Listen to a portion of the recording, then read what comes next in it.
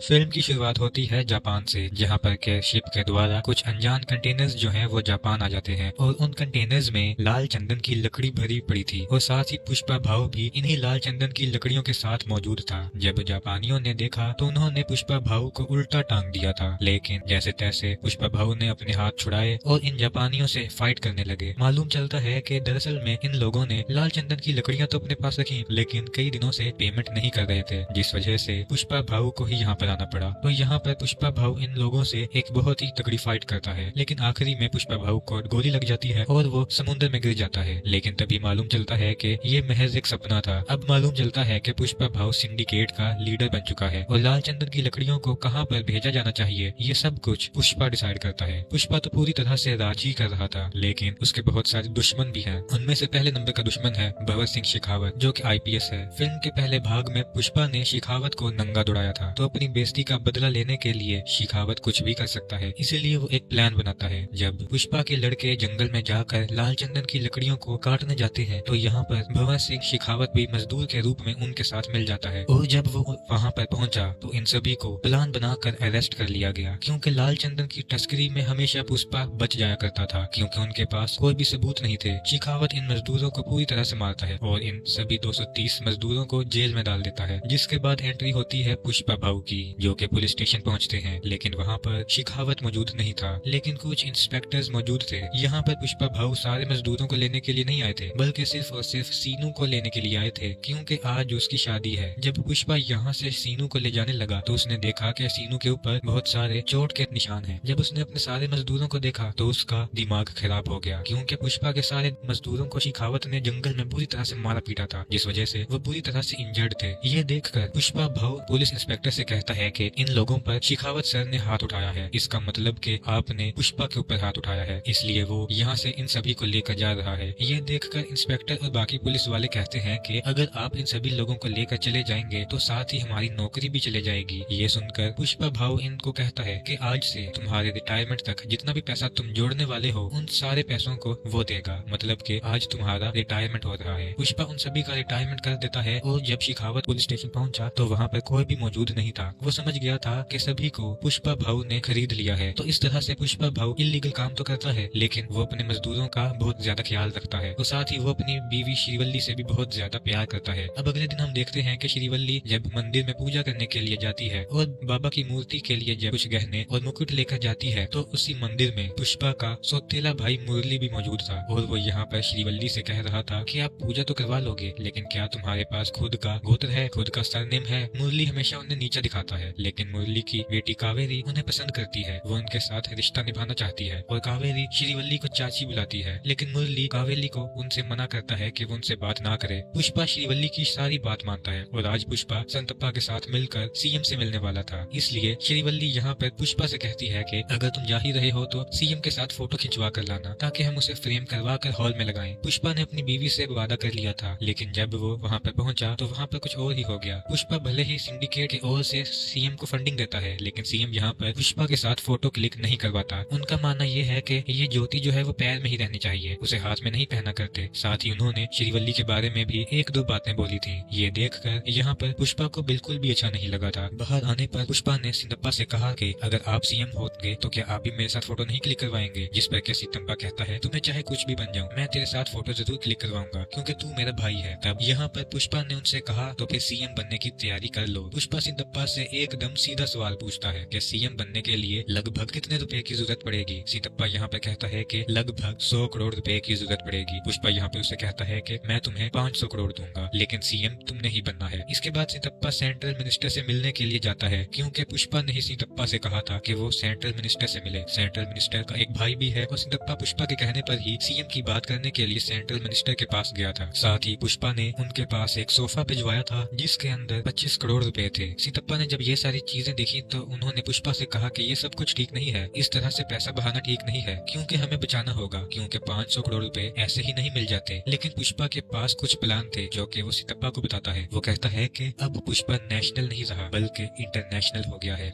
लाल चंदन की लकड़ियों की डील वो सिर्फ मॉर्गन से किया करता था, जिसके बदले में उसे एक टन पर सिर्फ 1.5 करोड़ रुपए मिला करते थे, लेकिन अब वो इस डील को विदेश में लेकर जाएगा तो उसे 2 से 2.5 करोड़ रुपए मिल सकता है एक टन पर। तो ज्यादा देर ना करते हुए पुष्पा जो है वो तुरंत ही विदेश पहुंचता है, जहाँ पर उसकी मुलाकात होती है एक बहुत बड़े बिजनेसमैन से। वहाँ वो लाल चंदन की लकड़ियों की डील करता है और उसे 2000 क्विंटल लकड़ियों को उसे देना था। बदले में पुष्पा को 5000 करोड़ रुपए मिलने वाले थे। तो अगर पुष्पा 5000 करोड़ रुपए कमाना चाहता है तो उसे 2000 करोड़ लाल चंदन की लकड़ियों का जुगाड़ करना होगा। तब वो अपने सिंडिकेट के सारे मेंबर्स को एक्टिव कर देता है और उनसे कह देता है कि सारे जगह से मुझे लाल चंदन की लकड़ियां चाहिए। तो सिंडिकेट के सारे मेंबर्स जो हैं वो लाल चंदन की लकड़ियों के जुगाड़ करने लगते हैं और वो लाकर वो पुष्पा को देने वाले थे। लेकिन तभी एंट्री होती है मंगल सीनू और उसकी वाइफ की। ये लोगों को मालूम चल जाता है कि पुष्पा जल्द ही 2000 क्विंटल लाल चंदन की लकड़ियों को बाहर भिजवाने लगा है। वो ये बात शिखावत से जाकर कहते हैं ताकि शिखावत उन्हें जब्त कर ले। साथ ही मंगल सीनू और उसकी वाइफ शिखावत से ये भी कहते हैं कि वो सिंडिकेट के मेंबर्स को डराए धमकाए ताकि सारे सिंडिकेट के मेंबर्स डर जाएं और वो ये काम ना करें। बात कुछ ऐसी है कि मंगल सीनू खुद ही सिंडिकेट का प्रेसिडेंट बनना चाहता है। तो भगत सिंह को जब ये बात मालूम चली तो उसने सारे चेक पोस्ट पर नाकाबंदी करवा दी। तभी चेक पोस्ट पर एक लाल चंदन से भरा ट्रक पहुंचा। शिखावत वहां पहुंचा और इस बार उसने बिल्कुल भी रहम नहीं किया और उस सारे के सारे ट्रक को उसने जला दिया था। साथ ही सिंडिकेट का मेंबर जब यहाँ पर पहुंचा तो यहाँ पर भगत सिंह ने उसे मौत के घाट उतार दिया। जबकि मंगल सिंह चाह रहा था कि बस वो उसे डराए धमकाए, लेकिन भगत सिंह कहता है कि उसका डराने का अंदाज थोड़ा अलग है। अगर मैंने सिर्फ मार दिया है तो वो सिंडिकेट के बाकी मेंबर्स भी स्मगलिंग करने से डर जाएंगे। तो जो सिंडिकेट का मेंबर मारा गया है उसको श्रद्धांजलि पर सभी लोग पहुंचे, सिर्फ और सिर्फ पुष्पा को छोड़कर। लेकिन तभी मंगल सीनू और यहीं के कुछ लोग जो हैं वो सीतप्पा से कहने लगते हैं कि अगर पुष्पा भगत सिंह के बीच में दोस्ती नहीं हुई तो वो ऐसे ही लोगों को मारता रहेगा और अगर ऐसा ही चलता रहेगा तो फिर पुष्पा को प्रेसिडेंट से हटा देना चाहिए। लेकिन सीतप्पा ये होने नहीं दे सकता, इसलिए सीतप्पा तुरंत ही भगत सिंह के पास पहुंच जाता है और वो उसे कुछ रिश्वत वगैरह देने की कोशिश करता है। वो उसे लगभग 10 करोड़ रुपए दे रहा था, लेकिन भगत सिंह नहीं मानता। वो कहता है कि उस रात उसने मुझे नंगा दौड़ाया था, मैं उसे किसी भी हालत में नहीं छोड़ने वाला। तभी यहाँ पर सीतप्पा कहता है कि अगर वो तुमसे माफी मांग ले और सभी के सामने सॉरी कह दे तो क्या तुम तब उसे माफ कर पाओगे? यह सुनने के बाद भगत सिंह तुरंत ही ओके कह देता है और कहता है कि पार्टी का इंतजाम करो ताकि सभी के सामने पुष्पा उससे माफी मांग सके। पार्टी के दिन सभी लोग यहाँ पर पहुंच जाते हैं। सभी लोगों को ये देखना था कि आखिर पुष्पा भगत सिंह से माफी मांगता है या फिर नहीं, क्योंकि पुष्पा आज तक नहीं झुका है। क्या वो आज झुकने वाला था? पुष्पा सीतप्पा श्रीवल्ली और सिंडिकेट के कहने पर और सिंडिकेट की भलाई के लिए यहाँ पे उसे माफी मांगने के लिए कह रहे थे। पुष्पा भी बहुत ज्यादा शराब के नशे में था, इसलिए वो सभी के सामने भगत सिंह से माफी मांग लेता है। यह सुनकर भगत सिंह बहुत ज्यादा खुश हो जाता है, यहाँ तक कि उसने तो ये आवाज रिकॉर्डिंग भी कर ली थी और यही वो बार बार सुन रहा था। लेकिन जब पुष्पा घर वापस जा रहा था तब उसे बहुत ही ज्यादा अजीब लगा और पार्टी के सारे लोग शौक थे कि आखिर पुष्पा ने सॉरी कैसे बोल दिया। पुष्पा को इतना ज्यादा बुरा लग रहा था कि वो तो आईने में अपनी शक्ल भी नहीं देख पा रहा था। उसे इतनी तेज गुस्सा आ रहा था कि वो सभी को सड़क पर ही छोड़ देता है और कार को वापस घुमाकर उसी पार्टी में वापस पहुंच जाता है। जब भगत सिंह यहाँ से जाने वाला था तब पुष्पा यहाँ पर भगत सिंह की कार को एक सॉलिड टक्कर मारता है तो भगत सिंह स्विमिंग पूल में जाकर गिरता है और फिर पुष्पा उसी स्विमिंग पूल में पेशाब भी कर देता है। भगत सिंह को कुछ समझ नहीं आ रहा था कि आखिर ये सब कुछ हो क्या रहा है। पुष्पा यहाँ पे भगत सिंह से कहता है कि पुष्पा एक ब्रांड है और वो किसी के सामने भी नहीं झुकता। वो उसे कहता है कि मैं तुझे चैलेंज करता हूँ, 2000 क्विंटल लाल चंदन की लकड़ियों को वो देश से बाहर भेज कर रहेगा। अगर वो ये नहीं कर पाया और अगर तेरे हाथ एक लकड़ी भी हाथ लग गई तो मैं जिंदगी भर मजदूरी करूंगा। यह सुनने के बाद भगत सिंह को भी गुस्सा आ जाता है। वो उसके चैलेंज को एक्सेप्ट करता है और सारे के सारे चेक पोस्ट पर जहाँ से भी गाड़ियां गुजरती हैं उन सारे चेक पोस्ट को भगत सिंह पूरी तरह से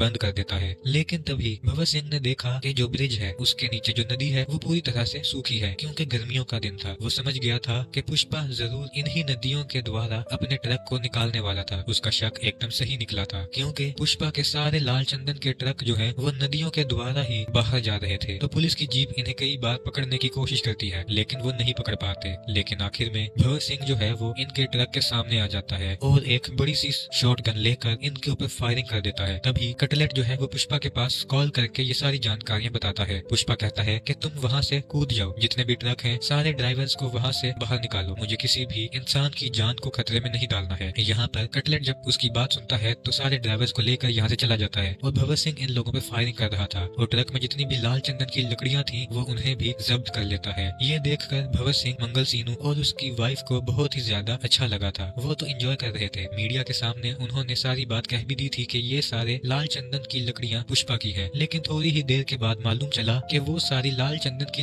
लकड़ियाँ नॉर्मल लकड़ियाँ हैं। मतलब कि यहाँ पर भगत सिंह फूल बन गया था। पुष्पा ने उसके पास एक फूल भी भेजा था, लेकिन भगत सिंह कहता है कि मैं अकेला फूल नहीं बना, बल्कि मंगल सीनू और उसकी वाइफ भी फूल बनी है। मतलब कि हम तीनों ही फूल बने हैं। पुष्पा यहाँ पर उसे कहता है कि पुष्पा नाम सुनकर फ्लावर समझे क्या? फ्लावर नहीं है वो, बल्कि वाइल्ड फायर है। साथ ही सारे में उसने ये भी कह दिया था कि जल्द ही वो इस सारी लाल चंदन की लकड़ियों को बॉर्डर क्रॉस करवाने लगा है। अगर तुम इन्हें रोक सकते हो तो रोक लो। तभी पुष्पा, श्रीवल्ली और पूरी फैमिली जो है वो माता काली के फेस्टिवल में पहुंचते हैं। वहाँ पर श्रीवल्ली को अचानक से चक्कर आने लगते हैं और मालूम चलता है कि श्रीवल्ली प्रेग्नेंट है। ये देखकर पुष्पा जो है वो काली माता का गेटअप धारण कर लेता है और फिर काली माता का एक सॉलिड तांडव करता है। ये सीन इतना ज्यादा शानदार है दोस्तों कि रोंगटे खड़े कर देता है। श्रीवल्ली यहाँ पे पुष्पा से कहती है कि आखिर ये तुम क्या कर रहे हो? जिस पर कि पुष्पा कहता है कि मेरी एक इच्छा है, मैं काली माता से लड़की चाहता हूँ, क्योंकि अगर लड़का हुआ तो उसे भी सरनेम देना पड़ेगा, लड़की हुई तो वो किसी दूसरे घर जाकर उसे कोई दूसरा सरनेम मिल जाएगा। तभी इसी जगह पर हम देखते हैं कि कुछ लोग जो है वो पुष्पा की भतीजी के साथ मिसबिहेव कर रहे थे, वो उसके साथ बदतमीजी कर रहे थे। ये देखकर पुष्पा को बहुत ज्यादा गुस्सा आ जाता है और वो इन लोगों से फाइट करना स्टार्ट कर देता है। ये सारे एक्शन सीक्वेंसेस बहुत ही कमाल के थे, क्योंकि सारे एक्शन इमोशन से भरे थे। लेकिन तभी यहाँ पर मुरली आ जाता है और वो पुष्पा से कहता है कि अगर तुम ये सब कुछ कर दोगे तब भी तुम्हारे बाप का नाम नहीं मिलेगा। तुम्हें ऐसा लग रहा है कि तुम हमारे साथ हो जाओगे, ऐसा कुछ भी नहीं हो सकता। तुम हमेशा अनाथ थे और हमेशा रहोगे, तुम्हारा कोई भी नहीं हो सकता। श्रीवल्ली को जब ये सारी बातें सुनाई दी तो उसने मुरली को बहुत ही ज्यादा चिल्लाया। बाद में कावेरी के साथ इन लोगों ने बदतमीजी की थी और मिसबिहेव किया था, उन लोगों को मुरली ने अधगंजा करवा दिया था। अब आगे हम देखते हैं कि मंगल सीनू और उसकी बीवी और भगत सिंह शेखावत सीएम के पास पहुंचे। उन्होंने उसे बताया कि अगर ये लाल चंदन की लकड़ियां बॉर्डर क्रॉस कर जाती हैं तो तुम्हारे सीएम की गद्दी भी खतरे में है, क्योंकि उससे 2000 से 5000 करोड़ रुपए की फंडिंग आने वाली है और ये सारी फंडिंग के द्वारा आप सीएम से हट सकते हैं। तो सीएम तुरंत ही आदेश दे देता है कि वो इन लाल चंदन की लकड़ियों को बॉर्डर क्रॉस करवाने से रोके। तो ये सारी लाल चंदन की लकड़ियां रामेश्वरम से होते हुए श्रीलंका जाने वाली थी, क्योंकि रामेश्वरम से श्रीलंका सिर्फ और सिर्फ 18 किलोमीटर की दूरी पर है। तब भगत सिंह शेखावत यहाँ पे पहुंच तो जाता है, लेकिन वो इन लाल चंदन की लकड़ियों को पकड़ नहीं पाता, क्योंकि ये सारी शिप के नीचे मौजूद थी, जिस वजह से भगत सिंह शेखावत इनका पीछा भी करता है, लेकिन वो उन्हें नहीं पकड़ पाता। माल डिलीवर हो जाने के बाद बहुत सारा पैसा आता है। इन सारे पैसों को देखकर पुष्पा खुश हो जाता है। इन सभी पैसों को एमएलए के लिए सारे सोफे के अंदर भरा जाता है और सारे सोफों को एमएलए के पास भेज दिया जाता है। मतलब कि सारे के सारे एमएलए अब पुष्पा ने खरीद लिए थे। तो भगत सिंह शेखावत का बहुत ही ज्यादा बुरा हाल था, क्योंकि अब उसके हाथ में कुछ भी नहीं था। अब तो उसका ट्रांसफर होना भी एकदम तय है, क्योंकि अब के पास सरकार भी नहीं रही थी, सरकार भी पुष्पा की हो जाएगी। तो भगत सिंह के पास जो नकली लाल चंदन की लकड़ियां हैं वो उनमें आग लगा देता है और उसने काफी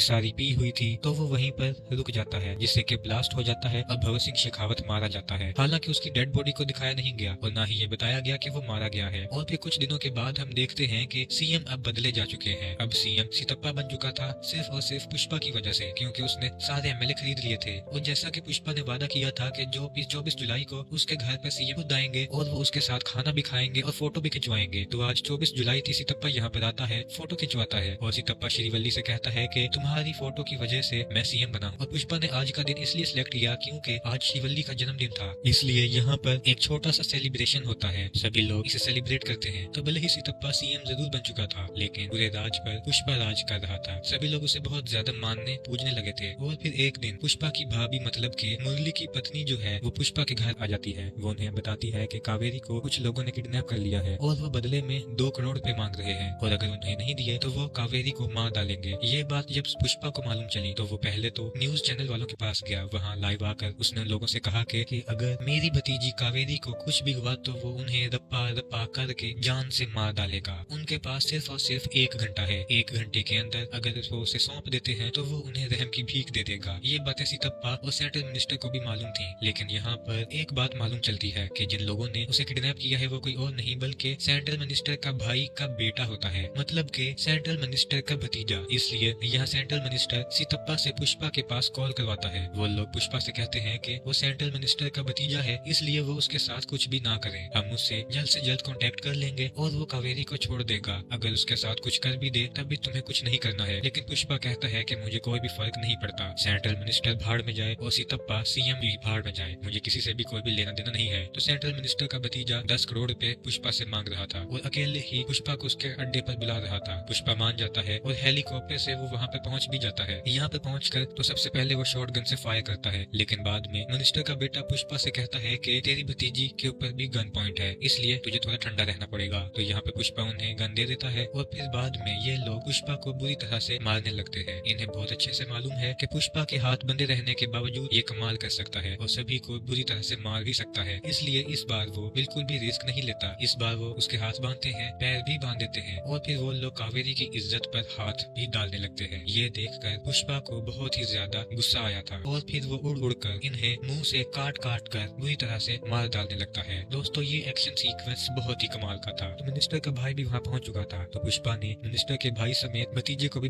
मार डाला था। ये सारी बातें जब मिनिस्टर को मालूम चली तो वो तो पूरी तरह से पागल हो चुका था। तो अगले सीन में हम देखते हैं कि पुष्पा जब अपने घर आता है तो उसके घर पर मुरली आता है। मुरली को अपनी गलती का एहसास हो गया था, इसलिए वो पुष्पा और पूरी फैमिली से माफी मांगने के लिए आया था। वो कहता है कि मुझे बहुत अच्छे से मालूम चल गया है कि आप ही मेरी फैमिली हो, मैं सिर्फ यहाँ पर कावेरी का कार्ड देने के लिए आया हूँ क्योंकि उसकी शादी होने वाली है और कावेरी ने मुझसे कहा है कि अगर पुष्पा भाऊ इस शादी में नहीं आते हैं तो मैं मंडप में नहीं बैठने वाली। तब श्रीवल्ली यहाँ पर पुष्पा को बताती है कि सारे कार्ड पर माँ का नाम है और साथ ही तुम्हारा नाम भी है, वो भी पिता समेत। ये देखकर पुष्पा बहुत ज्यादा इमोशनल हो जाता है। उसके आजू बाजू भीड़ लग जाती है उसे चुप कराने के लिए, क्योंकि पुष्पा को ऐसा रोता हुआ किसी ने भी नहीं देखा था। बाद में पुष्पा भी इन्हें माफ कर देता है और अपनी पूरी फैमिली समेत वो यहाँ पर आना पड़ा। तो यहाँ पर पुष्पा भाऊ इन लोगों से एक बहुत ही तगड़ी फाइट करता है, लेकिन आखिरी में पुष्पा भाऊ को गोली लग जाती है और वो समुद्र में गिर जाता है। लेकिन तभी मालूम चलता है कि ये महज एक सपना था। अब मालूम चलता है कि पुष्पा भाऊ सिंडिकेट का लीडर बन चुका है और लाल चंदन की लकड़ियों को कहाँ पर भेजा जाना चाहिए ये सब कुछ पुष्पा डिसाइड करता है। पुष्पा तो पूरी तरह से राज ही कर रहा था, लेकिन उसके बहुत सारे दुश्मन भी हैं। उनमें से पहले नंबर का दुश्मन है भगत सिंह शेखावत, जो कि आईपीएस है। फिल्म के पहले भाग में पुष्पा ने शेखावत को नंगा दौड़ाया था, तो अपनी बेइज्जती का बदला लेने के लिए शेखावत कुछ भी कर सकता है, इसीलिए वो एक प्लान बनाता है। जब पुष्पा के लड़के जंगल में जाकर लाल चंदन की लकड़ियों को काटने जाते हैं तो यहाँ पर भगत सिंह शेखावत भी मजदूर के रूप में उनके साथ मिल जाता है और जब वो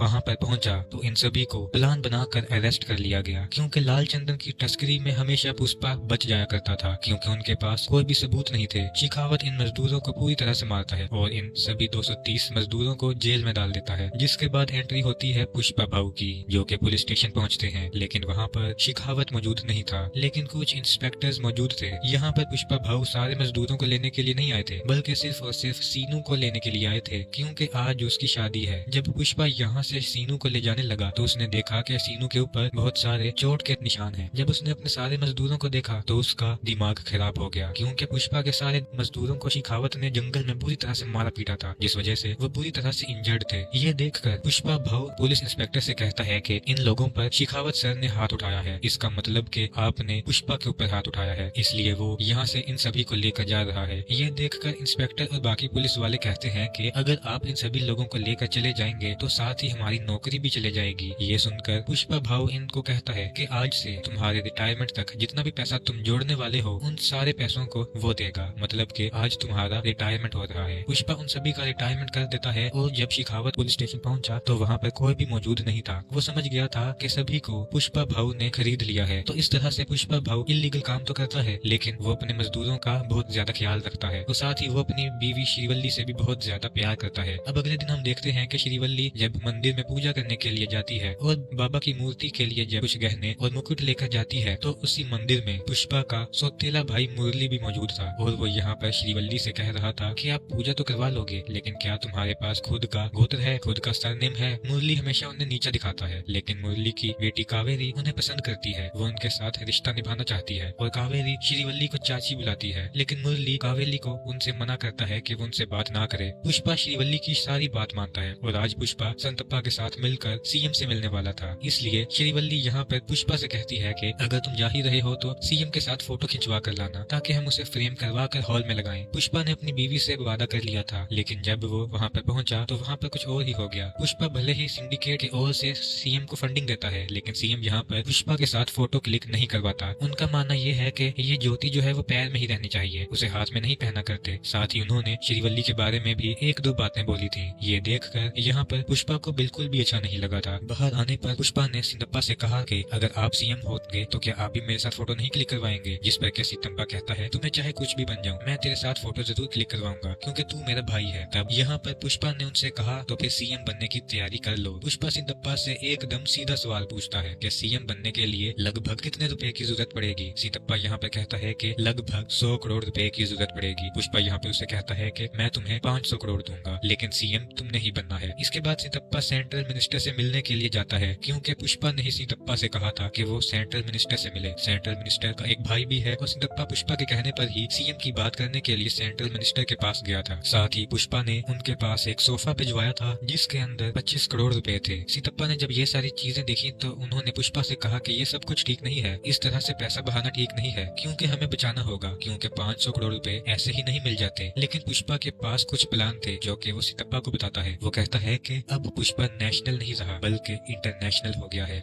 लाल चंदन की लकड़ियों की डील वो सिर्फ मॉर्गन से किया करता था, जिसके बदले में उसे 1 टन पर सिर्फ 1.5 करोड़ रुपए मिला करते थे। लेकिन अब वो इस डील को विदेश में लेकर जाएगा तो उसे 2 से 2.5 करोड़ रुपए मिल सकता है 1 टन पर। तो ज्यादा देर ना करते हुए पुष्पा जो है वो तुरंत ही विदेश पहुंचता है, जहाँ पर उसकी मुलाकात होती है एक बहुत बड़े बिजनेसमैन से। वहाँ वो लाल चंदन की लकड़ियों की डील करता है और उसे 2000 क्विंटल लकड़ियों को उसे देना था। बदले में पुष्पा को 5000 करोड़ रुपए मिलने वाले थे। तो अगर पुष्पा 5000 करोड़ रुपए कमाना चाहता है तो उसे 2000 करोड़ लाल चंदन की लकड़ियों का जुगाड़ करना होगा। तब वो अपने सिंडिकेट के सारे मेंबर्स को एक्टिव कर देता है और उनसे कह देता है कि सारे जगह से मुझे लाल चंदन की लकड़ियां चाहिए। तो सिंडिकेट के सारे मेंबर्स जो हैं वो लाल चंदन की लकड़ियों के जुगाड़ करने लगते हैं और वो लाकर वो पुष्पा को देने वाले थे। लेकिन तभी एंट्री होती है मंगल सीनू और उसकी वाइफ की। ये लोगों को मालूम चल जाता है कि पुष्पा जल्द ही 2000 क्विंटल लाल चंदन की लकड़ियों को बाहर भिजवाने लगा है। वो ये बात शिखावत से जाकर कहते हैं ताकि शिखावत उन्हें जब्त कर ले। साथ ही मंगल सीनू और उसकी वाइफ शिखावत से ये भी कहते हैं कि वो सिंडिकेट के मेंबर्स को डराए धमकाए ताकि सारे सिंडिकेट के मेंबर्स डर जाएं और वो ये काम ना करें। बात कुछ ऐसी है कि मंगल सीनू खुद ही सिंडिकेट का प्रेसिडेंट बनना चाहता है। तो भगत सिंह को जब ये बात मालूम चली तो उसने सारे चेक पोस्ट पर नाकाबंदी करवा दी। तभी चेक पोस्ट पर एक लाल चंदन से भरा ट्रक पहुंचा। शिखावत वहां पहुंचा और इस बार उसने बिल्कुल भी रहम नहीं किया और उस सारे के सारे ट्रक को उसने जला दिया था। साथ ही सिंडिकेट का मेंबर जब यहाँ पर पहुंचा तो यहाँ पर भगत सिंह ने उसे मौत के घाट उतार दिया, जबकि मंगल सिंह चाह रहा था कि बस वो उसे डराए धमकाए। लेकिन भगत सिंह कहता है कि उसका डराने का अंदाज थोड़ा अलग है। अगर मैंने सिर्फ मार दिया है तो वो सिंडिकेट के बाकी मेंबर्स भी स्मगलिंग करने से डर जाएंगे। तो जो सिंडिकेट का मेंबर मारा गया है उसको श्रद्धांजलि पर सभी लोग पहुंचे, सिर्फ और सिर्फ पुष्पा को छोड़कर। लेकिन तभी मंगल सीनू और यहीं के कुछ लोग जो हैं वो सितप्पा से कहने लगते हैं कि अगर पुष्पा भगत सिंह के बीच में दोस्ती नहीं हुई तो वो ऐसे ही लोगों को मारता रहेगा और अगर ऐसा ही चलता रहेगा तो फिर पुष्पा को प्रेसिडेंट से हटा देना चाहिए। लेकिन सितप्पा ये होने नहीं दे सकता, इसलिए सितप्पा तुरंत ही भगत सिंह के पास पहुंच जाता है और वो उसे कुछ रिश्वत वगैरह देने की कोशिश करता है। वो उसे लगभग 10 करोड़ रुपए दे रहा था, लेकिन भगत सिंह नहीं मानता। वो कहता है कि उस रात उसने मुझे नंगा दौड़ाया था, मैं उसे किसी भी हालत में नहीं छोड़ने वाला। तभी यहाँ पर सितप्पा कहता है कि अगर वो तुमसे माफी मांग ले और सभी के सामने सॉरी कह दे तो क्या तुम तब उसे माफ कर पाओगे? यह सुनने के बाद भगत सिंह तुरंत ही ओके कह देता है और कहता है कि पार्टी का इंतजाम करो ताकि सभी के सामने पुष्पा उससे माफी मांग सके। पार्टी के दिन सभी लोग यहाँ पर पहुँच जाते हैं। सभी लोगों को ये देखना था कि आखिर पुष्पा भगत सिंह से माफी मांगता है या फिर नहीं, क्योंकि पुष्पा आज तक नहीं झुका है। क्या वो आज झुकने वाला था? पुष्पा सितप्पा श्रीवल्ली और सिंडिकेट के कहने पर और सिंडिकेट की भलाई के लिए यहाँ पे उसे माफी मांगने के लिए कह रहे थे। पुष्पा भी बहुत ज्यादा शराब के नशे में था, इसलिए वो सभी के सामने भगत सिंह से माफी मांग लेता है। यह सुनकर भगत सिंह बहुत ज्यादा खुश हो जाता है, यहाँ तक कि उसने तो ये आवाज रिकॉर्डिंग भी कर ली थी और यही वो बार बार सुन रहा था। लेकिन जब पुष्पा घर वापस जा रहा था तब उसे बहुत ही ज्यादा अजीब लगा और पार्टी के सारे लोग शौक थे कि आखिर पुष्पा ने सॉरी कैसे बोल दिया। पुष्पा को इतना ज्यादा बुरा लग रहा था कि वो तो आईने में अपनी शक्ल भी नहीं देख पा रहा था। उसे इतनी तेज गुस्सा आ रहा था कि वो सभी को सड़क पर ही छोड़ देता है और कार को वापस घुमाकर उसी पार्टी में वापस पहुंच जाता है। जब भगत सिंह यहाँ से जाने वाला था तब पुष्पा यहाँ पर भगत सिंह की कार को एक सॉलिड टक्कर मारता है तो भगत सिंह स्विमिंग पूल में जाकर गिरता है और फिर पुष्पा उसी स्विमिंग पूल में पेशाब भी कर देता है। भगत सिंह को कुछ समझ नहीं आ रहा था कि आखिर ये सब कुछ हो क्या रहा है। पुष्पा यहाँ पे भगत सिंह से कहता है कि पुष्पा एक ब्रांड है और वो किसी के सामने भी नहीं झुकता। वो उसे कहता है कि मैं तुझे चैलेंज करता हूँ, 2000 क्विंटल लाल चंदन की लकड़ियों को वो देश से बाहर भेज कर रहेगा। अगर वो ये नहीं कर पाया और अगर तेरे हाथ एक लकड़ी भी हाथ लग गई तो मैं जिंदगी भर मजदूरी करूंगा। यह सुनने के बाद भगत सिंह को भी गुस्सा आ जाता है। वो उसके चैलेंज को एक्सेप्ट करता है और सारे के सारे चेक पोस्ट पर जहाँ से भी गाड़ियां गुजरती हैं उन सारे चेक पोस्ट को भगत सिंह पूरी तरह से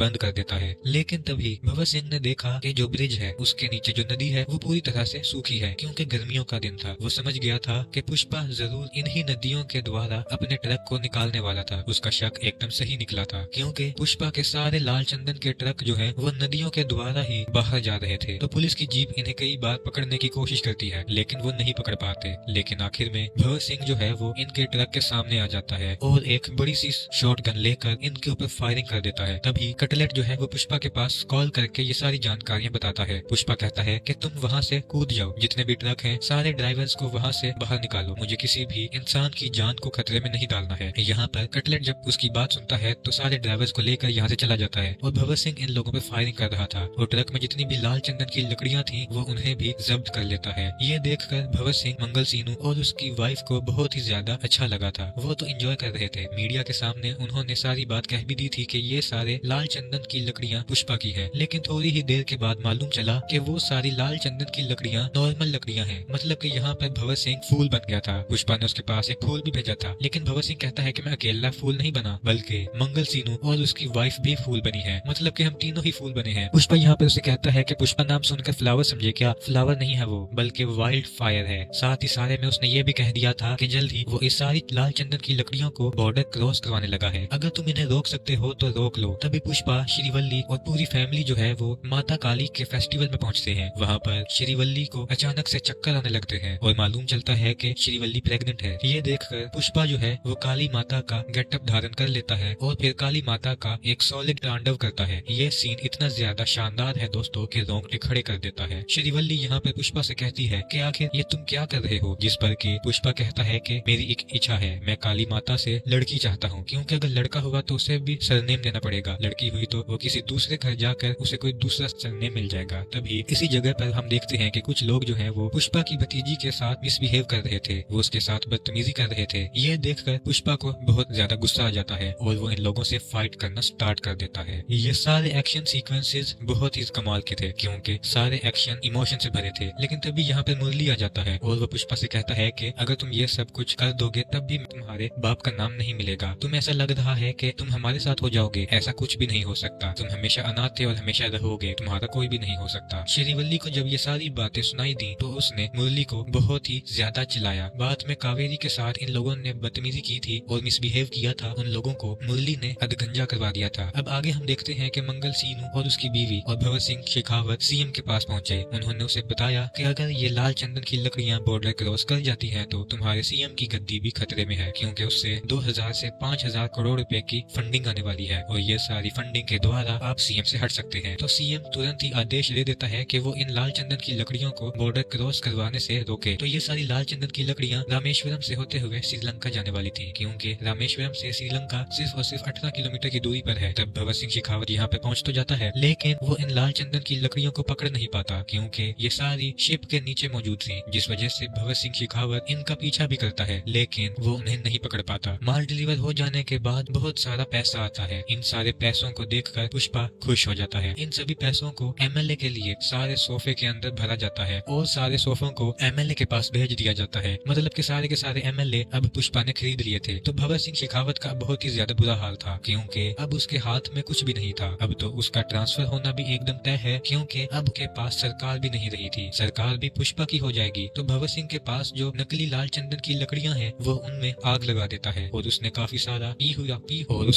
सारी पी हुई थी, तो वो वहीं पर रुक जाता है, जिससे कि ब्लास्ट हो जाता है और भगत सिंह शेखावत मारा जाता है। हालांकि उसकी डेड बॉडी को दिखाया नहीं गया और ना ही ये बताया गया कि वो मारा गया है। और फिर कुछ दिनों के बाद हम देखते हैं कि सीएम अब बदले जा चुके हैं। अब सीएम सितप्पा बन चुका था सिर्फ और सिर्फ पुष्पा की वजह से, क्योंकि उसने सारे एमएलए खरीद लिए थे। और जैसा कि पुष्पा ने वादा किया था कि जो 24 जुलाई को उसके घर पर सीएम खुद आएंगे और वो उसके साथ खाना भी खाएंगे और फोटो भी खिंचवाएंगे। तो आज 24 जुलाई थी, सितप्पा यहाँ पर आता है, फोटो खिंचवाता है और सितप्पा श्रीवल्ली से कहता है कि तुम्हारी फोटो की वजह से मैं सीएम बना। और पुष्पा ने आज का दिन इसलिए सिलेक्ट किया क्योंकि आज श्रीवल्ली का जन्मदिन था, इसलिए यहाँ पर एक छोटा सा सेलिब्रेशन होता है, सभी लोग इसे सेलिब्रेट करते हैं। तो भले ही सितप्पा सीएम जरूर बन चुका था, लेकिन पूरे राज पर पुष्पा राज कर रहा था। सभी लोग उसे बहुत ज्यादा मानने पूजने लगे थे। और फिर एक दिन पुष्पा की भाभी मतलब कि मुरली की पत्नी जो है वो पुष्पा के घर आ जाती है। वो उन्हें बताती है कि कावेरी को कुछ लोगों ने किडनैप कर लिया है और वो बदले में 2 करोड़ रुपए मांग रहे हैं और अगर उन्हें नहीं दिए तो वो कावेरी को मार डालेंगे। ये बात जब पुष्पा को मालूम चली तो वो पहले तो न्यूज चैनल वालों के पास गया। वहाँ लाइव आकर उसने लोगों से कहा कि अगर मेरी भतीजी कावेरी को कुछ भी हुआ तो वो उन्हें रप्पा रप्पा करके जान से मार डालेगा। उनके पास सिर्फ और सिर्फ 1 घंटा है, 1 घंटे के अंदर अगर वो उसे सौंप देते हैं तो वो उन्हें रहम की भीख दे देगा। ये बातें सितप्पा और सेंट्रल मिनिस्टर को भी मालूम थी, लेकिन यहाँ पर एक बात मालूम चलती है कि जिन लोगों ने उसे किडनैप किया है वो कोई और नहीं बल्कि सेंट्रल मिनिस्टर का भाई का बेटा होता है, मतलब कि सेंट्रल मिनिस्टर का भतीजा। इसलिए यहाँ सेंट्रल मिनिस्टर सितप्पा से पुष्पा पुष्पा के पास कॉल करवाता है। वो लोग पुष्पा से कहते हैं कि वो सेंट्रल मिनिस्टर का भतीजा है, इसलिए वो उसके साथ कुछ भी ना करें, हम उससे जल्द से जल्द कांटेक्ट कर लेंगे और वो कावेरी को छोड़ देगा। अगर उसके साथ कुछ कर भी दे तब भी तुम्हें कुछ नहीं करना है। लेकिन पुष्पा कहता है कि मुझे कोई भी फर्क नहीं पड़ता, सेंट्रल मिनिस्टर भाड़ में जाए और सीतप्पा सीएम भी भाड़ में जाए, मुझे किसी से भी कोई भी लेना देना नहीं है। तो सेंट्रल मिनिस्टर का भतीजा 10 करोड़ रुपए पुष्पा से मांग रहा था और अकेले ही पुष्पा को उसके अड्डे पर बुला रहा था। पुष्पा मान जाता है और हेलीकॉप्टर से वो वहाँ पे पहुँच भी जाता है। यहाँ पे पहुंचकर तो सबसे पहले वो शॉटगन से फायर करता है, लेकिन बाद में मिनिस्टर का बेटा पुष्पा से कहता है कि तेरी भतीजी के ऊपर भी गन पॉइंट है, इसलिए तुझे थोड़ा ठंडा रहना पड़ेगा। तो यहाँ पे पुष्पा उन्हें गन दे देता है और फिर बाद में ये लोग पुष्पा को बुरी तरह से मारने लगते हैं। इन्हें बहुत अच्छे से मालूम है कि पुष्पा के हाथ बंधे रहने के बावजूद ये कमाल कर सकता है और सभी को बुरी तरह से मार भी सकता है, इसलिए इस बार वो बिल्कुल भी रिस्क नहीं लेता। इस बार वो उसके हाथ बांधते हैं, पैर भी बांध देते हैं और फिर वो लोग कावेरी की इज्जत पर हाथ भी डालने लगते हैं। ये देखकर पुष्पा को बहुत ही ज्यादा गुस्सा आया था और फिर वो उड़ उड़कर इन्हें मुंह से काट काट कर बुरी तरह से मार डालने लगता है। दोस्तों ये एक्शन सीक्वेंस बहुत ही कमाल का था। तो मिनिस्टर का भाई भी वहाँ पहुंच चुका था, तो पुष्पा ने मिनिस्टर के भाई समेत भतीजे को भी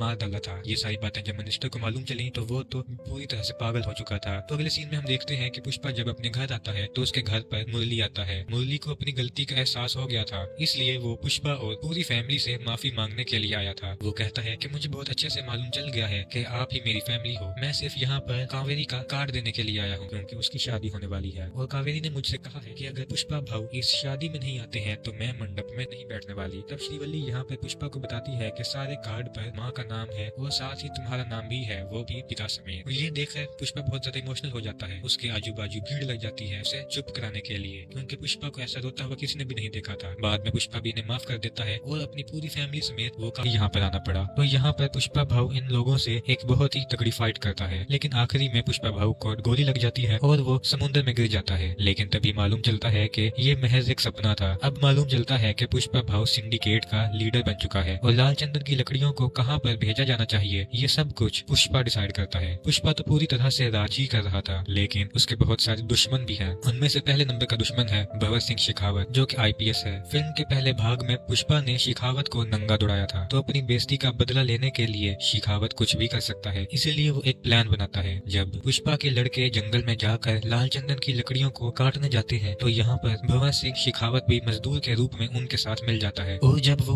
वहाँ पर पहुंचा तो इन सभी को प्लान बनाकर अरेस्ट कर लिया गया, क्योंकि लाल चंदन की तस्करी में हमेशा पुष्पा बच जाया करता था क्योंकि उनके पास कोई भी सबूत नहीं थे। शेखावत इन मजदूरों को पूरी तरह से मारता है और इन सभी 230 मजदूरों को जेल में डाल देता है, जिसके बाद एंट्री होती है पुष्पा भाऊ की, जो कि पुलिस स्टेशन पहुंचते हैं। लेकिन वहाँ पर शेखावत मौजूद नहीं था, लेकिन कुछ इंस्पेक्टर्स मौजूद थे। यहाँ पर पुष्पा भाऊ सारे मजदूरों को लेने के लिए नहीं आए थे, बल्कि सिर्फ और सिर्फ सीनू को लेने के लिए आए थे, क्योंकि आज उसकी शादी है। जब पुष्पा यहाँ से सीनू को ले जाने लगा तो उसने देखा कि सीनू के ऊपर बहुत सारे चोट के निशान हैं। जब उसने अपने सारे मजदूरों को देखा तो उसका दिमाग खराब हो गया, क्योंकि पुष्पा के सारे मजदूरों को शेखावत ने जंगल में बुरी तरह से मारा पीटा था, जिस वजह से वो बुरी तरह से इंजर्ड थे। ये देखकर पुष्पा भाऊ पुलिस इंस्पेक्टर से कहता है कि इन लोगों पर शेखावत सर ने हाथ उठाया है, इसका मतलब कि आपने पुष्पा के ऊपर हाथ उठाया है, इसलिए वो यहाँ से इन सभी को लेकर जा रहा है। ये देखकर इंस्पेक्टर और बाकी पुलिस वाले कहते हैं कि अगर आप इन सभी लोगों को लेकर चले जाएंगे तो साथ ही हमारी नौकरी भी चले जाएगी। ये सुनकर पुष्पा भाऊ इनको कहता है कि आज से तुम्हारे रिटायरमेंट तक जितना भी पैसा तुम जोड़ने वाले हो उन सारे पैसों को वो देगा, मतलब कि आज तुम्हारा रिटायरमेंट हो रहा है। पुष्पा उन सभी का रिटायरमेंट कर देता है और जब शेखावत पुलिस स्टेशन पहुंचा तो वहाँ पर कोई भी मौजूद नहीं था। वो समझ गया था कि सभी को पुष्पा भाऊ ने खरीद लिया है। तो इस तरह से पुष्पा भाऊ इलीगल काम तो करता है, लेकिन वो अपने मजदूरों का बहुत ज्यादा ख्याल रखता है और साथ ही वो अपनी बीवी श्रीवल्ली से भी बहुत ज्यादा प्यार करता है। अब अगले दिन हम देखते हैं कि श्रीवल्ली जब मंदिर में पूजा करने के लिए जाती है और बाबा की मूर्ति के लिए जब कुछ गहने और मुकुट लेकर जाती है तो उसी मंदिर में पुष्पा का सौतेला भाई मुरली भी मौजूद था और वो यहाँ पर श्रीवल्ली से कह रहा था कि आप पूजा तो करवा लोगे, लेकिन क्या तुम्हारे पास खुद का गोत्र है, खुद का सरनेम है? मुरली हमेशा उन्हें नीचा दिखाता है, लेकिन मुरली की बेटी कावेरी उन्हें पसंद करती है, वो उनके साथ रिश्ता निभाना चाहती है और कावेरी श्रीवल्ली को चाची बुलाती है, लेकिन मुरली कावेरी को उनसे मना करता है कि वो उनसे बात ना करे। पुष्पा श्रीवल्ली की सारी बात मानता है और आज पुष्पा संतप्पा के साथ मिलकर सीएम से मिलने वाला था, इसलिए श्रीवल्ली यहाँ पर पुष्पा से कहती है कि अगर तुम जा ही रहे हो तो सीएम के साथ फोटो खिंचवा कर लाना ताकि हम उसे फ्रेम करवा कर हॉल में लगाएं। पुष्पा ने अपनी बीवी से वादा कर लिया था, लेकिन जब वो वहाँ पर पहुंचा तो वहाँ पर कुछ और ही हो गया। पुष्पा भले ही सिंडिकेट की ओर से सीएम को फंडिंग देता है, लेकिन सीएम यहाँ पर पुष्पा के साथ फोटो क्लिक ठीक नहीं करवाता। उनका मानना ये है कि ये ज्योति जो है वो पैर में ही रहनी चाहिए, उसे हाथ में नहीं पहना करते। साथ ही उन्होंने श्रीवल्ली के बारे में भी एक दो बातें बोली थी। ये देखकर यहाँ पर पुष्पा को बिल्कुल भी अच्छा नहीं लगा था। बाहर आने पर पुष्पा ने सितप्पा से कहा कि अगर आप सीएम होंगे तो क्या आप भी मेरे साथ फोटो नहीं क्लिक करवाएंगे, जिस पर के सितप्पा कहता है तुम्हें चाहे कुछ भी बन जाऊं, मैं तेरे साथ फोटो जरूर क्लिक करवाऊंगा क्योंकि तू मेरा भाई है। तब यहाँ पर पुष्पा ने उनसे कहा तो फिर सीएम बनने की तैयारी कर लो। पुष्पा सितप्पा से एकदम सीधा सवाल पूछता है कि सीएम बनने के लिए लगभग कितने रुपए की जरूरत पड़ेगी। सितप्पा यहाँ पर कहता है कि लगभग 100 करोड़ रुपए की जरूरत पड़ेगी। पुष्पा यहाँ पे उसे कहता है कि मैं तुम्हें 500 करोड़ दूंगा, लेकिन सीएम तुमने ही बनना है। इसके बाद सितप्पा सेंट्रल मिनिस्टर से मिलने के लिए जाता है क्योंकि पुष्पा ने ही सितप्पा से कहा था कि वो सेंट्रल मिनिस्टर से मिले। सेंट्रल मिनिस्टर का एक भाई भी है और सितप्पा पुष्पा के कहने पर ही सीएम की बात करने के लिए सेंट्रल मिनिस्टर के पास गया था। साथ ही पुष्पा ने उनके पास एक सोफा भिजवाया था जिसके अंदर 25 करोड़ रुपए थे। सितप्पा ने जब ये सारी चीजें देखी तो उन्होंने पुष्पा से कहा कि ये सब कुछ ठीक नहीं है, इस तरह से पैसा बहाना ठीक नहीं है क्योंकि हमें बचाना होगा, क्योंकि 500 करोड़ रुपए ऐसे ही नहीं मिल जाते। लेकिन पुष्पा के पास कुछ प्लान थे जो कि वो सितप्पा को बताता है। वो कहता है कि अब पुष्पा नेशनल नहीं रहा बल्कि इंटरनेशनल हो गया है।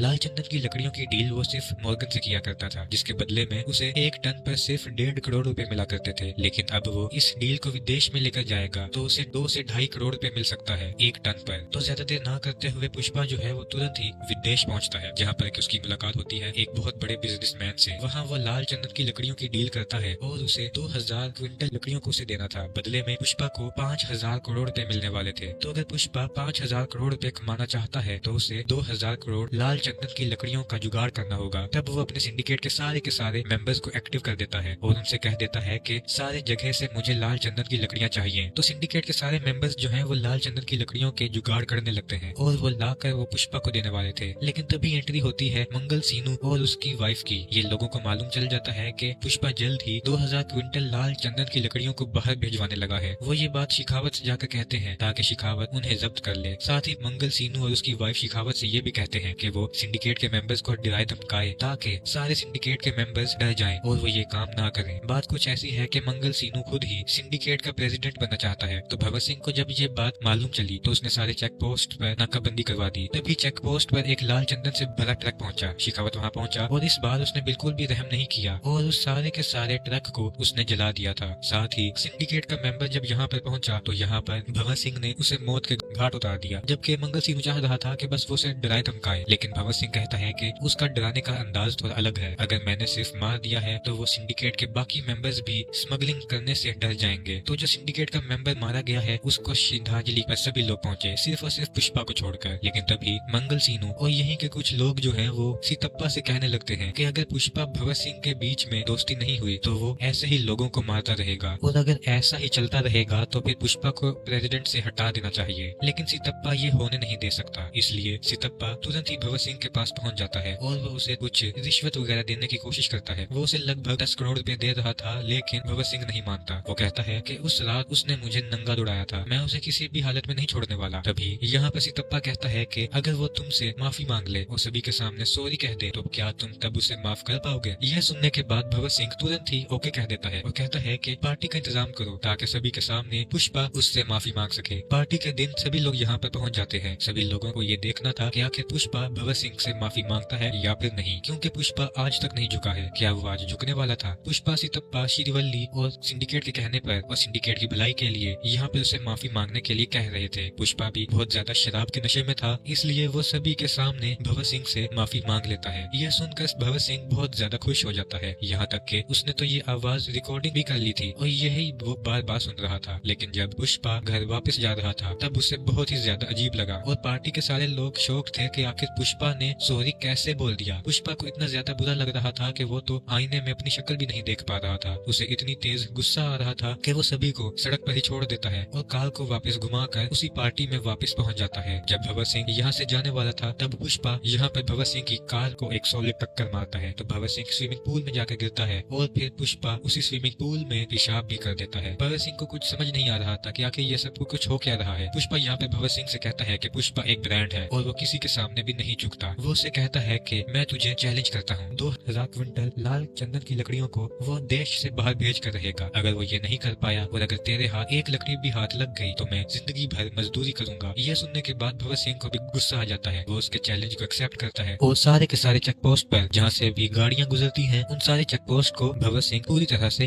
बंद कर देता है। लेकिन तभी भगत सिंह ने देखा कि जो ब्रिज है उसके नीचे जो नदी है वो पूरी तरह से सूखी है, क्योंकि गर्मियों का दिन था। वो समझ गया था कि पुष्पा जरूर इन्हीं नदियों के द्वारा अपने ट्रक को निकालने वाला था। उसका शक एकदम सही निकला था, क्योंकि पुष्पा के सारे लाल चंदन के ट्रक जो है वो नदियों के द्वारा ही बाहर जा रहे थे। तो पुलिस की जीप इन्हें कई बार पकड़ने की कोशिश करती है, लेकिन वो नहीं पकड़ पाते। लेकिन आखिर में भगत सिंह जो है वो इनके ट्रक के सामने आ जाता है और एक बड़ी सी शॉटगन लेकर इनके ऊपर फायरिंग कर देता है। तभी कटलेट जो है वो पुष्पा के पास कॉल करके ये सारी जानकारियां बताता है। पुष्पा कहता है कि तुम वहाँ से कूद जाओ, जितने भी ट्रक हैं सारे ड्राइवर्स को वहाँ से बाहर निकालो, मुझे किसी भी इंसान की जान को खतरे में नहीं डालना है। यहाँ पर कटलेट जब उसकी बात सुनता है तो सारे ड्राइवर्स को लेकर यहाँ से चला जाता है और भगत सिंह इन लोगों पे फायरिंग कर रहा था और ट्रक में जितनी भी लाल चंदन की लकड़ियां थी वो उन्हें भी जब्त कर लेता है। ये देखकर भगत सिंह, मंगल सीनू और उसकी वाइफ को बहुत ही ज्यादा अच्छा लगा था। वो तो एंजॉय कर रहे थे। मीडिया के सामने उन्होंने सारी बात कह भी दी थी कि ये सारे लाल चंदन की लकड़ियां पुष्पा की है। लेकिन थोड़ी ही देर के बाद मालूम चला कि वो सारी लाल चंदन की लकड़ियां नॉर्मल लकड़ियां हैं। मतलब कि यहाँ पर भगत सिंह फूल बन गया था। पुष्पा ने उसके पास एक फूल भी भेजा था, लेकिन भगत सिंह कहता है कि मैं अकेला फूल नहीं बना, बल्कि मंगल सीनू और उसकी वाइफ भी फूल बनी है, मतलब कि हम तीनों ही फूल बने हैं। पुष्पा यहाँ पर उसे कहता है कि पुष्पा नाम सुनकर फ्लावर समझे क्या? फ्लावर नहीं है वो, बल्कि वाइल्ड फायर है। साथ ही सारे में उसने ये भी कह दिया था कि जल्द ही वो इस सारी लाल चंदन की लकड़ियों को बॉर्डर क्रॉस करवाने लगा है। अगर तुम इन्हें रोक सकते हो तो रोक लो। तभी पुष्पा, श्रीवल्ली और पूरी फैमिली जो है वो माता काली के फेस्टिवल में पहुंचते हैं। वहाँ पर श्रीवल्ली को अचानक से चक्कर आने लगते हैं और मालूम चलता है कि श्रीवल्ली प्रेग्नेंट है। ये देखकर पुष्पा जो है वो काली माता का गेटअप धारण कर लेता है और फिर काली माता का एक सॉलिड तांडव करता है। ये सीन इतना ज्यादा शानदार है दोस्तों कि रोंगटे खड़े कर देता है। श्रीवल्ली यहाँ पे पुष्पा से कहती है कि आखिर ये तुम क्या कर रहे हो? जिस पर कि पुष्पा कहता है कि मेरी एक इच्छा है, मैं काली माता से लड़की चाहता हूँ, क्योंकि अगर लड़का हुआ तो उसे भी सरनेम देना पड़ेगा, लड़की हुई तो वो किसी दूसरे घर जाकर उसे कोई दूसरा सरनेम मिल जाएगा। तभी इसी जगह पर हम देखते हैं कि कुछ लोग जो है वो पुष्पा की भतीजी के साथ मिसबिहेव कर रहे थे, वो उसके साथ बदतमीजी कर रहे थे। ये देखकर पुष्पा को बहुत ज्यादा गुस्सा आ जाता है और वो इन लोगों से फाइट करना स्टार्ट कर देता है। ये सारे एक्शन सीक्वेंसेस बहुत ही कमाल के थे, क्योंकि सारे एक्शन इमोशन से भरे थे। लेकिन तभी यहाँ पर मुरली आ जाता है और वो पुष्पा से कहता है कि अगर तुम ये सब कुछ कर दोगे तब भी तुम्हारे बाप का नाम नहीं मिलेगा। तुम ऐसा लग रहा है कि तुम हमारे साथ हो जाओगे, ऐसा कुछ भी नहीं हो सकता। तुम हमेशा अनाथ थे और हमेशा रहोगे, तुम्हारा कोई भी नहीं हो सकता। श्रीवल्ली को जब ये सारी बातें सुनाई दी तो उसने मुरली को बहुत ही ज्यादा चिल्लाया। बाद में कावेरी के साथ इन लोगों ने बदतमीजी की थी और मिसबिहेव किया था, उन लोगों को मुरली ने अधगंजा करवा दिया था। अब आगे हम देखते हैं कि मंगल सीनू और उसकी बीवी और भगत सिंह शेखावत सीएम के पास पहुंचे। उन्होंने उसे बताया कि अगर ये लाल चंदन की लकड़ियां बॉर्डर क्रॉस कर जाती हैं तो तुम्हारे सीएम की गद्दी भी खतरे में है, क्योंकि उससे 2000 से 5000 करोड़ रुपए की फंडिंग आने वाली है और ये सारी फंडिंग के द्वारा आप सीएम से हट सकते हैं। तो सीएम तुरंत ही आदेश दे देता है कि वो इन लाल चंदन की लकड़ियों को बॉर्डर क्रॉस करवाने से रोके। तो ये सारी लाल चंदन की लकड़ियां रामेश्वरम से होते हुए श्रीलंका जाने वाली थी, क्योंकि रामेश्वरम से श्रीलंका सिर्फ और सिर्फ 18 किलोमीटर की दूरी पर है। तब भगत सिंह शेखावत यहाँ पे पहुंच तो जाता है, लेकिन वो इन लाल चंदन की लकड़ियों को पकड़ नहीं पाता, क्योंकि ये सारी शिप के नीचे मौजूद थी, जिस वजह से भगत सिंह शेखावत इनका पीछा भी करता है, लेकिन वो उन्हें नहीं पकड़ पाता। माल डिलीवर हो जाने के बाद बहुत सारा पैसा आता है। इन सारे पैसों को देखकर पुष्पा खुश हो जाता है। इन सभी पैसों को एमएलए के लिए सारे सोफे के अंदर भरा जाता है और सारे सोफों को एमएलए के पास भेज दिया जाता है। मतलब कि सारे के सारे एमएलए अब पुष्पा ने खरीद लिए थे। तो भगत सिंह शेखावत का बहुत ही ज्यादा बुरा हाल था, क्योंकि अब उसके हाथ में कुछ भी नहीं था। अब तो उसका ट्रांसफर होना भी एकदम तय है, क्योंकि अब के पास सरकार भी नहीं रही थी, सरकार भी पुष्पा की हो जाएगी। तो भगत सिंह के पास जो नकली लाल चंदन की लकड़ियां हैं वो उनमें आग लगा देता है और उसने काफी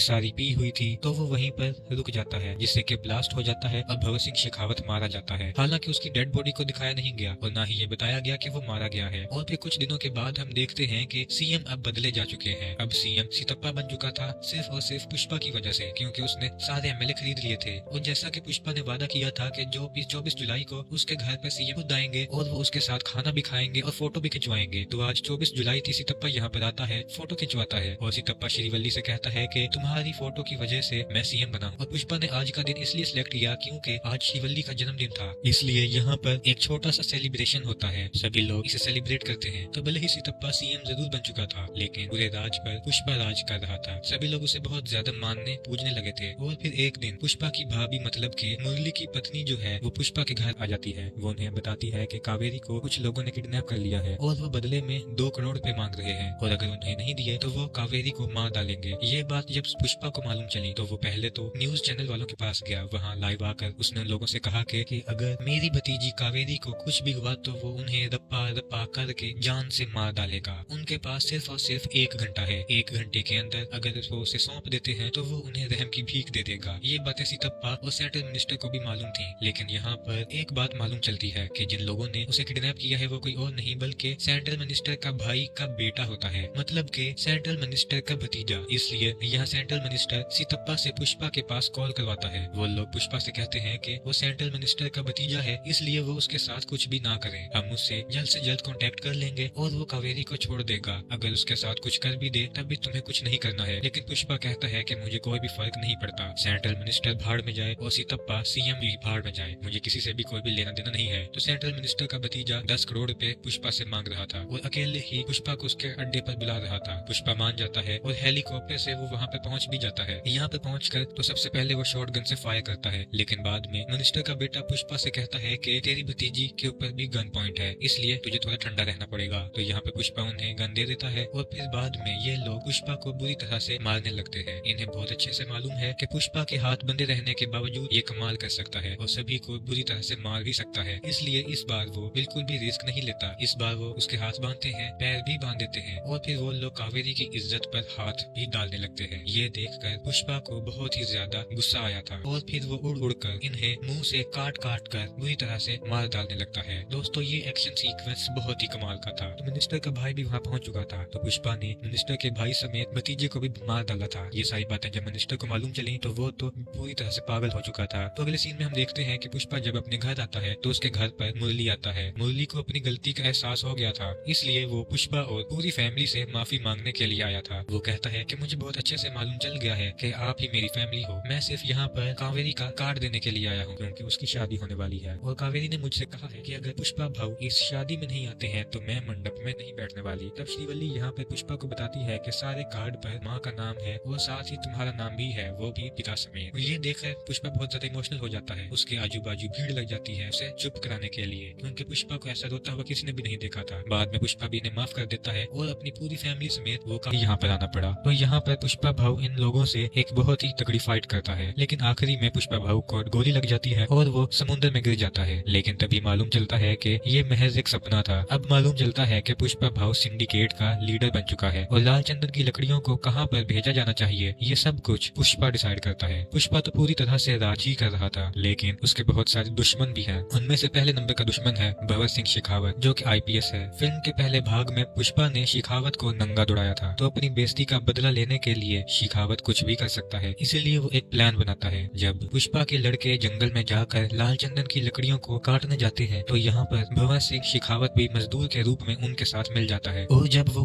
वहाँ पर पहुंचा तो इन सभी को प्लान बनाकर अरेस्ट कर लिया गया, क्योंकि लाल चंदन की तस्करी में हमेशा पुष्पा बच जाया करता था क्योंकि उनके पास कोई भी सबूत नहीं थे। शेखावत इन मजदूरों को पूरी तरह से मारता है और इन सभी 230 मजदूरों को जेल में डाल देता है, जिसके बाद एंट्री होती है पुष्पा भाऊ की, जो कि पुलिस स्टेशन पहुंचते हैं। लेकिन वहाँ पर शेखावत मौजूद नहीं था, लेकिन कुछ इंस्पेक्टर्स मौजूद थे। यहाँ पर पुष्पा भाऊ सारे मजदूरों को लेने के लिए नहीं आए थे, बल्कि सिर्फ और सिर्फ सीनू को लेने के लिए आए थे, क्योंकि आज उसकी शादी है। जब पुष्पा यहाँ से सीनू को ले जाने लगा तो उसने देखा कि सीनू के ऊपर बहुत सारे चोट के निशान हैं। जब उसने अपने सारे मजदूरों को देखा तो उसका दिमाग खराब हो गया, क्योंकि पुष्पा के सारे मजदूरों को शेखावत ने जंगल में बुरी तरह से मारा पीटा था, जिस वजह से वो बुरी तरह से इंजर्ड थे। ये देखकर पुष्पा भाऊ पुलिस इंस्पेक्टर से कहता है कि इन लोगों पर शेखावत सर ने हाथ उठाया है, इसका मतलब कि आपने पुष्पा के ऊपर हाथ उठाया है, इसलिए वो यहाँ से इन सभी को लेकर जा रहा है। ये देखकर इंस्पेक्टर और बाकी पुलिस वाले कहते हैं कि अगर आप इन सभी लोगों को लेकर चले जाएंगे तो साथ ही हमारी नौकरी भी चले जाएगी। ये सुनकर पुष्पा भाऊ इनको कहता है कि आज से तुम्हारे रिटायरमेंट तक जितना भी पैसा तुम जोड़ने वाले हो उन सारे पैसों को वो देगा, मतलब कि आज तुम्हारा रिटायरमेंट हो रहा है। पुष्पा उन सभी का रिटायरमेंट कर देता है और जब शेखावत पुलिस स्टेशन पहुंचा तो वहाँ पर कोई भी मौजूद नहीं था। वो समझ गया था कि सभी को पुष्पा भाऊ ने खरीद लिया है। तो इस तरह से पुष्पा भाऊ इलीगल काम तो करता है, लेकिन वो अपने मजदूरों का बहुत ज्यादा ख्याल रखता है और साथ ही वो अपनी बीवी श्रीवल्ली से भी बहुत ज्यादा प्यार करता है। अब अगले दिन हम देखते हैं कि श्रीवल्ली जब मंदिर में पूजा करने के लिए जाती है और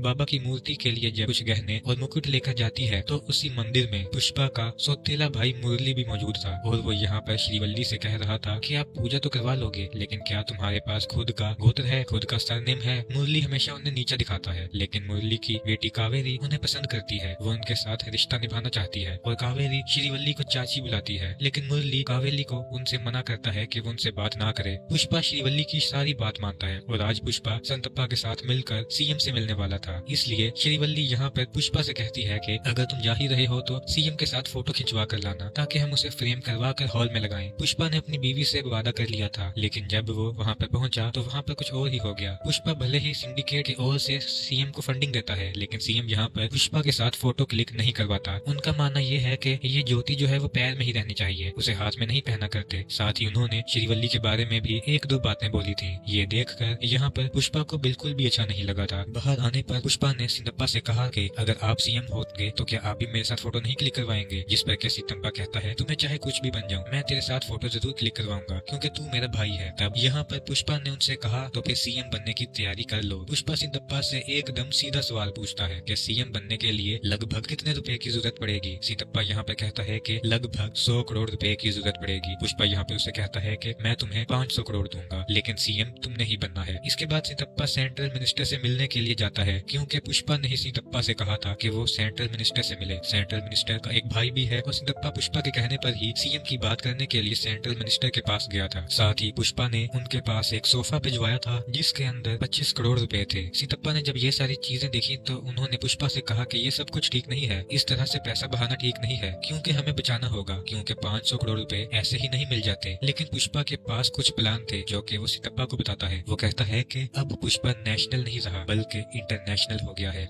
लाल चंदन की लकड़ियों की डील वो सिर्फ मॉर्गन से किया करता था, जिसके बदले में उसे एक टन पर सिर्फ 1.5 करोड़ रुपए मिला करते थे। लेकिन अब वो इस डील को विदेश में लेकर जाएगा तो उसे 2 से 2.5 करोड़ रुपए मिल सकता है एक टन पर। तो ज्यादा देर ना करते हुए पुष्पा जो है वो तुरंत ही विदेश पहुंचता है, जहाँ पर उसकी मुलाकात होती है एक बहुत बड़े बिजनेसमैन से। वहाँ वो लाल चंदन की लकड़ियों की डील करता है और उसे 2000 क्विंटल लकड़ियों को उसे देना था। बदले में पुष्पा को 5000 करोड़ रुपए मिलने वाले थे। तो अगर पुष्पा 5000 करोड़ रुपए कमाना चाहता है तो उसे 2000 करोड़ लाल चंदन की लकड़ियों का जुगाड़ करना होगा। तब वो अपने सिंडिकेट के सारे मेंबर्स को एक्टिव कर देता है और उनसे कह देता है कि सारे जगह से मुझे लाल चंदन की लकड़ियां चाहिए। तो सिंडिकेट के सारे मेंबर्स जो हैं वो लाल चंदन की लकड़ियों के जुगाड़ करने लगते हैं और वो लाकर वो पुष्पा को देने वाले थे। लेकिन तभी एंट्री होती है मंगल सीनू और उसकी वाइफ की। ये लोगों को मालूम चल जाता है कि पुष्पा जल्द ही 2000 क्विंटल लाल चंदन की लकड़ियों को बाहर भिजवाने लगा है। वो ये बात शिखावत से जाकर कहते हैं ताकि शिखावत उन्हें जब्त कर ले। साथ ही मंगल सीनू और उसकी वाइफ शिखावत से ये भी कहते हैं कि वो सिंडिकेट के मेंबर्स को डराए धमकाए ताकि सारे सिंडिकेट के मेंबर्स डर जाएं और वो ये काम ना करें। बात कुछ ऐसी है कि मंगल सीनू खुद ही सिंडिकेट का प्रेसिडेंट बनना चाहता है। तो भगत सिंह को जब ये बात मालूम चली तो उसने सारे चेक पोस्ट पर नाकाबंदी करवा दी। तभी चेक पोस्ट पर एक लाल चंदन से भरा ट्रक पहुंचा। शिखावत वहां पहुंचा और इस बार उसने बिल्कुल भी रहम नहीं किया और उस सारे के सारे ट्रक को उसने जला दिया था। साथ ही सिंडिकेट का मेंबर जब यहाँ पर पहुंचा तो यहाँ पर भगत सिंह ने उसे मौत के घाट उतार दिया, जबकि मंगल सिंह चाह रहा था कि बस वो उसे डराए धमकाए। लेकिन भगत सिंह कहता है कि उसका डराने का अंदाज थोड़ा अलग है। अगर मैंने सिर्फ मार दिया है तो वो सिंडिकेट के बाकी मेंबर्स भी स्मगलिंग करने से डर जाएंगे। तो जो सिंडिकेट का मेंबर मारा गया है उसको श्रद्धांजलि पर सभी लोग पहुंचे, सिर्फ और सिर्फ पुष्पा को छोड़कर। लेकिन तभी मंगल सीनू और यहीं के कुछ लोग जो हैं वो सितप्पा से कहने लगते हैं कि अगर पुष्पा भगत सिंह के बीच में दोस्ती नहीं हुई तो वो ऐसे ही लोगों को मारता रहेगा और अगर ऐसा ही चलता रहेगा तो फिर पुष्पा को प्रेसिडेंट से हटा देना चाहिए। लेकिन सितप्पा ये होने नहीं दे सकता, इसलिए सितप्पा तुरंत ही भगत सिंह के पास पहुंच जाता है और वो उसे कुछ रिश्वत वगैरह देने की कोशिश करता है। वो उसे लगभग 10 करोड़ रुपए दे रहा था, लेकिन भगत सिंह नहीं मानता। वो कहता है कि उस रात उसने मुझे नंगा दौड़ाया था, मैं उसे किसी भी हालत में नहीं छोड़ने वाला। तभी यहाँ पर सितप्पा कहता है कि अगर वो तुमसे माफी मांग ले और सभी के सामने सॉरी कह दे तो क्या तुम तब उसे माफ कर पाओगे? यह सुनने के बाद भगत सिंह तुरंत ही ओके कह देता है और कहता है कि पार्टी का इंतजाम करो ताकि सभी के सामने पुष्पा उससे माफी मांग सके। पार्टी के दिन सभी लोग यहाँ पर पहुँच जाते हैं। सभी लोगों को ये देखना था कि आखिर पुष्पा भगत सिंह से माफी मांगता है या फिर नहीं, क्योंकि पुष्पा आज तक नहीं झुका है। क्या वो आज झुकने वाला था? पुष्पा सितप्पा श्रीवल्ली और सिंडिकेट के कहने पर और सिंडिकेट की भलाई के लिए यहाँ पे उसे माफी मांगने के लिए कह रहे थे। पुष्पा भी बहुत ज्यादा शराब के नशे में था, इसलिए वो सभी के सामने भगत सिंह से माफी मांग लेता है। यह सुनकर भगत सिंह बहुत ज्यादा खुश हो जाता है, यहाँ तक कि उसने तो ये आवाज रिकॉर्डिंग भी कर ली थी और यही वो बार बार सुन रहा था। लेकिन जब पुष्पा घर वापस जा रहा था तब उसे बहुत ही ज्यादा अजीब लगा और पार्टी के सारे लोग शौक थे कि आखिर पुष्पा ने सॉरी कैसे बोल दिया। पुष्पा को इतना ज्यादा बुरा लग रहा था कि वो तो आईने में अपनी शक्ल भी नहीं देख पा रहा था। उसे इतनी तेज गुस्सा आ रहा था कि वो सभी को सड़क पर ही छोड़ देता है और कार को वापस घुमाकर उसी पार्टी में वापस पहुंच जाता है। जब भगत सिंह यहाँ से जाने वाला था तब पुष्पा यहाँ पर भगत सिंह की कार को एक सॉलिड टक्कर मारता है, तो भगत सिंह स्विमिंग पूल में जाकर गिरता है और फिर पुष्पा उसी स्विमिंग पूल में पेशाब भी कर देता है। भगत सिंह को कुछ समझ नहीं आ रहा था कि आखिर ये सब कुछ हो क्या रहा है। पुष्पा यहाँ पे भगत सिंह से कहता है कि पुष्पा एक ब्रांड है और वो किसी के सामने भी नहीं झुकता। वो उसे कहता है कि मैं तुझे चैलेंज करता हूँ, 2000 क्विंटल लाल चंदन की लकड़ियों को वो देश से बाहर भेज कर रहेगा। अगर वो ये नहीं कर पाया और अगर तेरे हाथ एक लकड़ी भी हाथ लग गई तो मैं जिंदगी भर मजदूरी करूंगा। ये सुनने के बाद भगत सिंह को भी गुस्सा आ जाता है। वो उसके चैलेंज को एक्सेप्ट करता है और सारे के सारे चेक पोस्ट पर जहाँ से भी गाड़ियां गुजरती हैं उन सारे चेक पोस्ट को भगत सिंह पूरी तरह से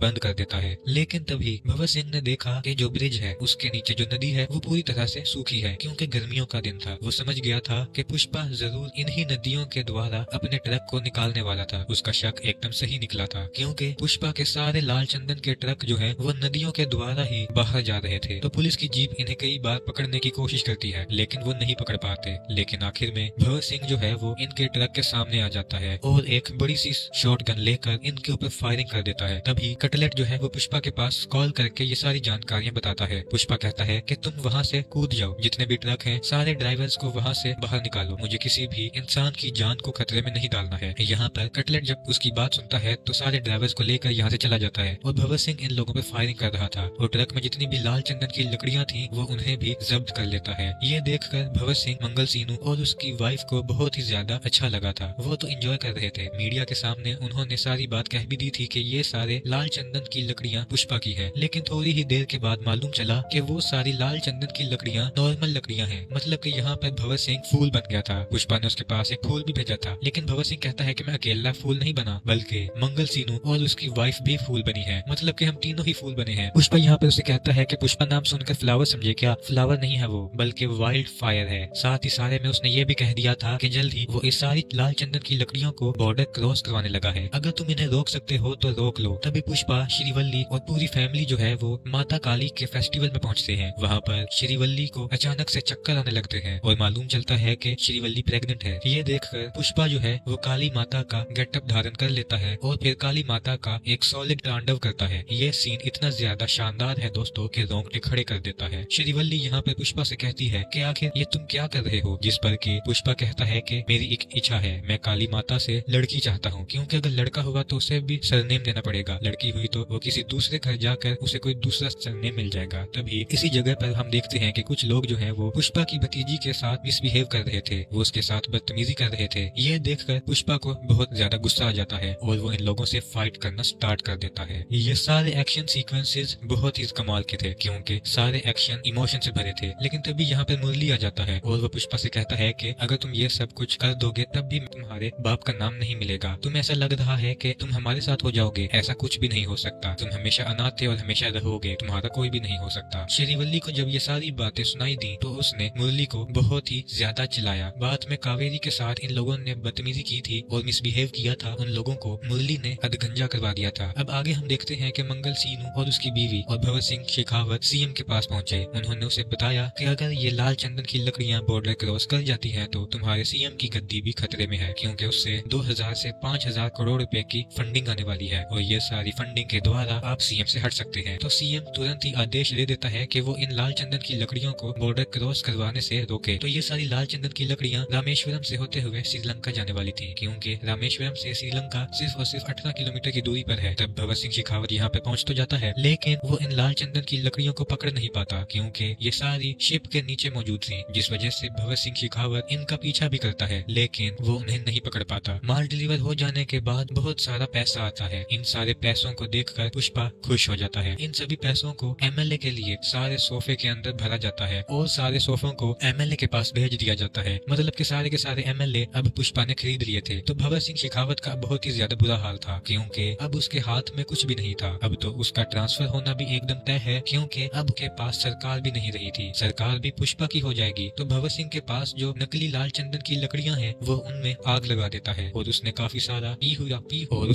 सारी पी हुई थी, तो वो वहीं पर रुक जाता है, जिससे कि ब्लास्ट हो जाता है और भगत सिंह शेखावत मारा जाता है। हालांकि उसकी डेड बॉडी को दिखाया नहीं गया और ना ही ये बताया गया कि वो मारा गया है। और फिर कुछ दिनों के बाद हम देखते हैं कि सीएम अब बदले जा चुके हैं। अब सीएम सितप्पा बन चुका था सिर्फ और सिर्फ पुष्पा की वजह से, क्योंकि उसने सारे एमएलए खरीद लिए थे। और जैसा कि पुष्पा ने वादा किया था कि जो 24 जुलाई को उसके घर पर सीएम खुद आएंगे लेंगे और वो उसके साथ खाना भी खाएंगे और फोटो भी खिंचवाएंगे। तो आज 24 जुलाई थी, सीतप्पा यहाँ पर आता है, फोटो खिंचवाता है और सीतप्पा श्रीवल्ली से कहता है कि तुम्हारी फोटो की वजह से मैं सीएम बना। और पुष्पा ने आज का दिन इसलिए सिलेक्ट किया क्योंकि आज श्रीवल्ली का जन्मदिन था, इसलिए यहाँ पर एक छोटा सा सेलिब्रेशन होता है, सभी लोग इसे सेलिब्रेट करते हैं। तो भले ही सीतप्पा सीएम जरूर बन चुका था, लेकिन पूरे राज पर पुष्पा राज कर रहा था। सभी लोग उसे बहुत ज्यादा मानने पूजने लगे थे। और फिर एक दिन पुष्पा की भाभी मतलब कि मुरली की पत्नी जो है वो पुष्पा के घर आ जाती है। वो उन्हें बताती है कि कावेरी को कुछ लोगों ने किडनैप कर लिया है और वो बदले में 2 करोड़ रुपए मांग रहे हैं और अगर उन्हें नहीं दिए तो वो कावेरी को मार डालेंगे। ये बात जब पुष्पा को मालूम चली तो वो पहले तो न्यूज चैनल वालों के पास गया। वहाँ लाइव आकर उसने लोगों से कहा कि अगर मेरी भतीजी कावेरी को कुछ भी हुआ तो वो उन्हें रप्पा रप्पा करके जान से मार डालेगा। उनके पास सिर्फ और सिर्फ 1 घंटा है, 1 घंटे के अंदर अगर वो उसे सौंप देते हैं तो वो उन्हें रहम की भीख दे देगा। ये बातें सीतप्पा और सेंट्रल मिनिस्टर को भी मालूम थी, लेकिन यहाँ पर एक बात मालूम चलती है कि जिन लोगों ने उसे किडनैप किया है वो कोई और नहीं बल्कि सेंट्रल मिनिस्टर का भाई का बेटा होता है, मतलब कि सेंट्रल मिनिस्टर का भतीजा। इसलिए यहाँ सेंट्रल मिनिस्टर सीतप्पा से पुष्पा के पास कॉल करवाता है। वो लोग पुष्पा से कहते हैं कि वो सेंट्रल मिनिस्टर का भतीजा है, इसलिए वो उसके साथ कुछ भी ना करें, हम उससे जल्द से जल्द कांटेक्ट कर लेंगे और वो कावेरी को छोड़ देगा। अगर उसके साथ कुछ कर भी दे तब भी तुम्हें कुछ नहीं करना है। लेकिन पुष्पा कहता है कि मुझे कोई भी फर्क नहीं पड़ता, सेंट्रल मिनिस्टर भाड़ में जाए और सीतप्पा सीएम भी भाड़ में जाए, मुझे किसी से भी कोई भी लेना देना नहीं है। तो सेंट्रल मिनिस्टर का भतीजा 10 करोड़ रुपए पुष्पा से मांग रहा था और अकेले ही पुष्पा को उसके अड्डे पर बुला रहा था। पुष्पा मान जाता है और हेलीकॉप्टर से वो वहाँ पे पहुंच भी जाता है। यहाँ पे पहुंचकर तो सबसे पहले वो शॉटगन से फायर करता है, लेकिन बाद में मिनिस्टर का बेटा पुष्पा से कहता है कि तेरी भतीजी के ऊपर भी गन पॉइंट है, इसलिए तुझे थोड़ा ठंडा रहना पड़ेगा। तो यहाँ पे पुष्पा उन्हें गन दे देता है और फिर बाद में ये लोग पुष्पा को बुरी तरह से मारने लगते हैं। इन्हें बहुत अच्छे से मालूम है कि पुष्पा के हाथ बंधे रहने के बावजूद ये कमाल कर सकता है और सभी को बुरी तरह से मार भी सकता है, इसलिए इस बार वो बिल्कुल भी रिस्क नहीं लेता। इस बार वो उसके हाथ बांधते हैं, पैर भी बांध देते हैं और फिर वो लोग कावेरी की इज्जत पर हाथ भी डालने लगते हैं। ये देखकर पुष्पा को बहुत ही ज्यादा गुस्सा आया था और फिर वो उड़ उड़ कर इन्हें मुंह से काट काट कर बुरी तरह से मार डालने लगता है। दोस्तों ये एक्शन सीक्वेंस बहुत ही कमाल का था। तो मिनिस्टर का भाई भी वहाँ पहुंच चुका था, तो पुष्पा ने मिनिस्टर के भाई समेत भतीजे को भी मार डाला था। ये सारी बातें जब मिनिस्टर को मालूम चली तो वो तो पूरी तरह से पागल हो चुका था। तो अगले सीन में हम देखते हैं कि पुष्पा जब अपने घर आता है तो उसके घर पर मुरली आता है। मुरली को अपनी गलती का एहसास हो गया था, इसलिए वो पुष्पा और पूरी फैमिली से माफी मांगने के लिए आया था। वो कहता है कि मुझे बहुत अच्छे से मालूम चल गया है कि आप ही मेरी फैमिली हो, मैं सिर्फ यहाँ पर कावेरी का कार्ड देने के लिए आया हूँ क्योंकि उसकी शादी होने वाली है और कावेरी ने मुझसे कहा है कि अगर पुष्पा भाऊ इस शादी में नहीं आते हैं तो मैं मंडप में नहीं बैठने वाली। तब श्रीवल्ली यहाँ पे पुष्पा को बताती है कि सारे कार्ड पर माँ का नाम है और साथ ही तुम्हारा नाम भी है, वो भी पिता समेत। ये देखकर पुष्पा बहुत ज्यादा इमोशनल हो जाता है। उसके आजू बाजू भीड़ लग जाती है उसे चुप कराने के लिए, क्योंकि पुष्पा को ऐसा रोता हुआ किसी ने भी नहीं देखा था। बाद में पुष्पा भी इन्हें माफ कर देता है और अपनी पूरी फैमिली समेत वो यहाँ पर आना पड़ा। तो यहाँ पर पुष्पा भाऊ इन लोगों से एक बहुत ही तगड़ी फाइट करता है, लेकिन आखिरी में पुष्पा भाऊ को गोली लग जाती है और वो समुद्र में गिर जाता है। लेकिन तभी मालूम चलता है कि ये महज एक सपना था। अब मालूम चलता है कि पुष्पा भाऊ सिंडिकेट का लीडर बन चुका है और लाल चंदन की लकड़ियों को कहाँ पर भेजा जाना चाहिए ये सब कुछ पुष्पा डिसाइड करता है। पुष्पा तो पूरी तरह से राज ही कर रहा था, लेकिन उसके बहुत सारे दुश्मन भी हैं। उनमें से पहले नंबर का दुश्मन है भगत सिंह शेखावत, जो कि आईपीएस है। फिल्म के पहले भाग में पुष्पा ने शेखावत को नंगा दौड़ाया था, तो अपनी बेइज्जती का बदला लेने के लिए शेखावत कुछ भी कर सकता है, इसीलिए वो एक प्लान बनाता है। जब पुष्पा के लड़के जंगल में जाकर लाल चंदन की लकड़ियों को काटने जाते हैं तो यहाँ पर भगत सिंह शेखावत भी मजदूर के रूप में उनके साथ मिल जाता है और जब वो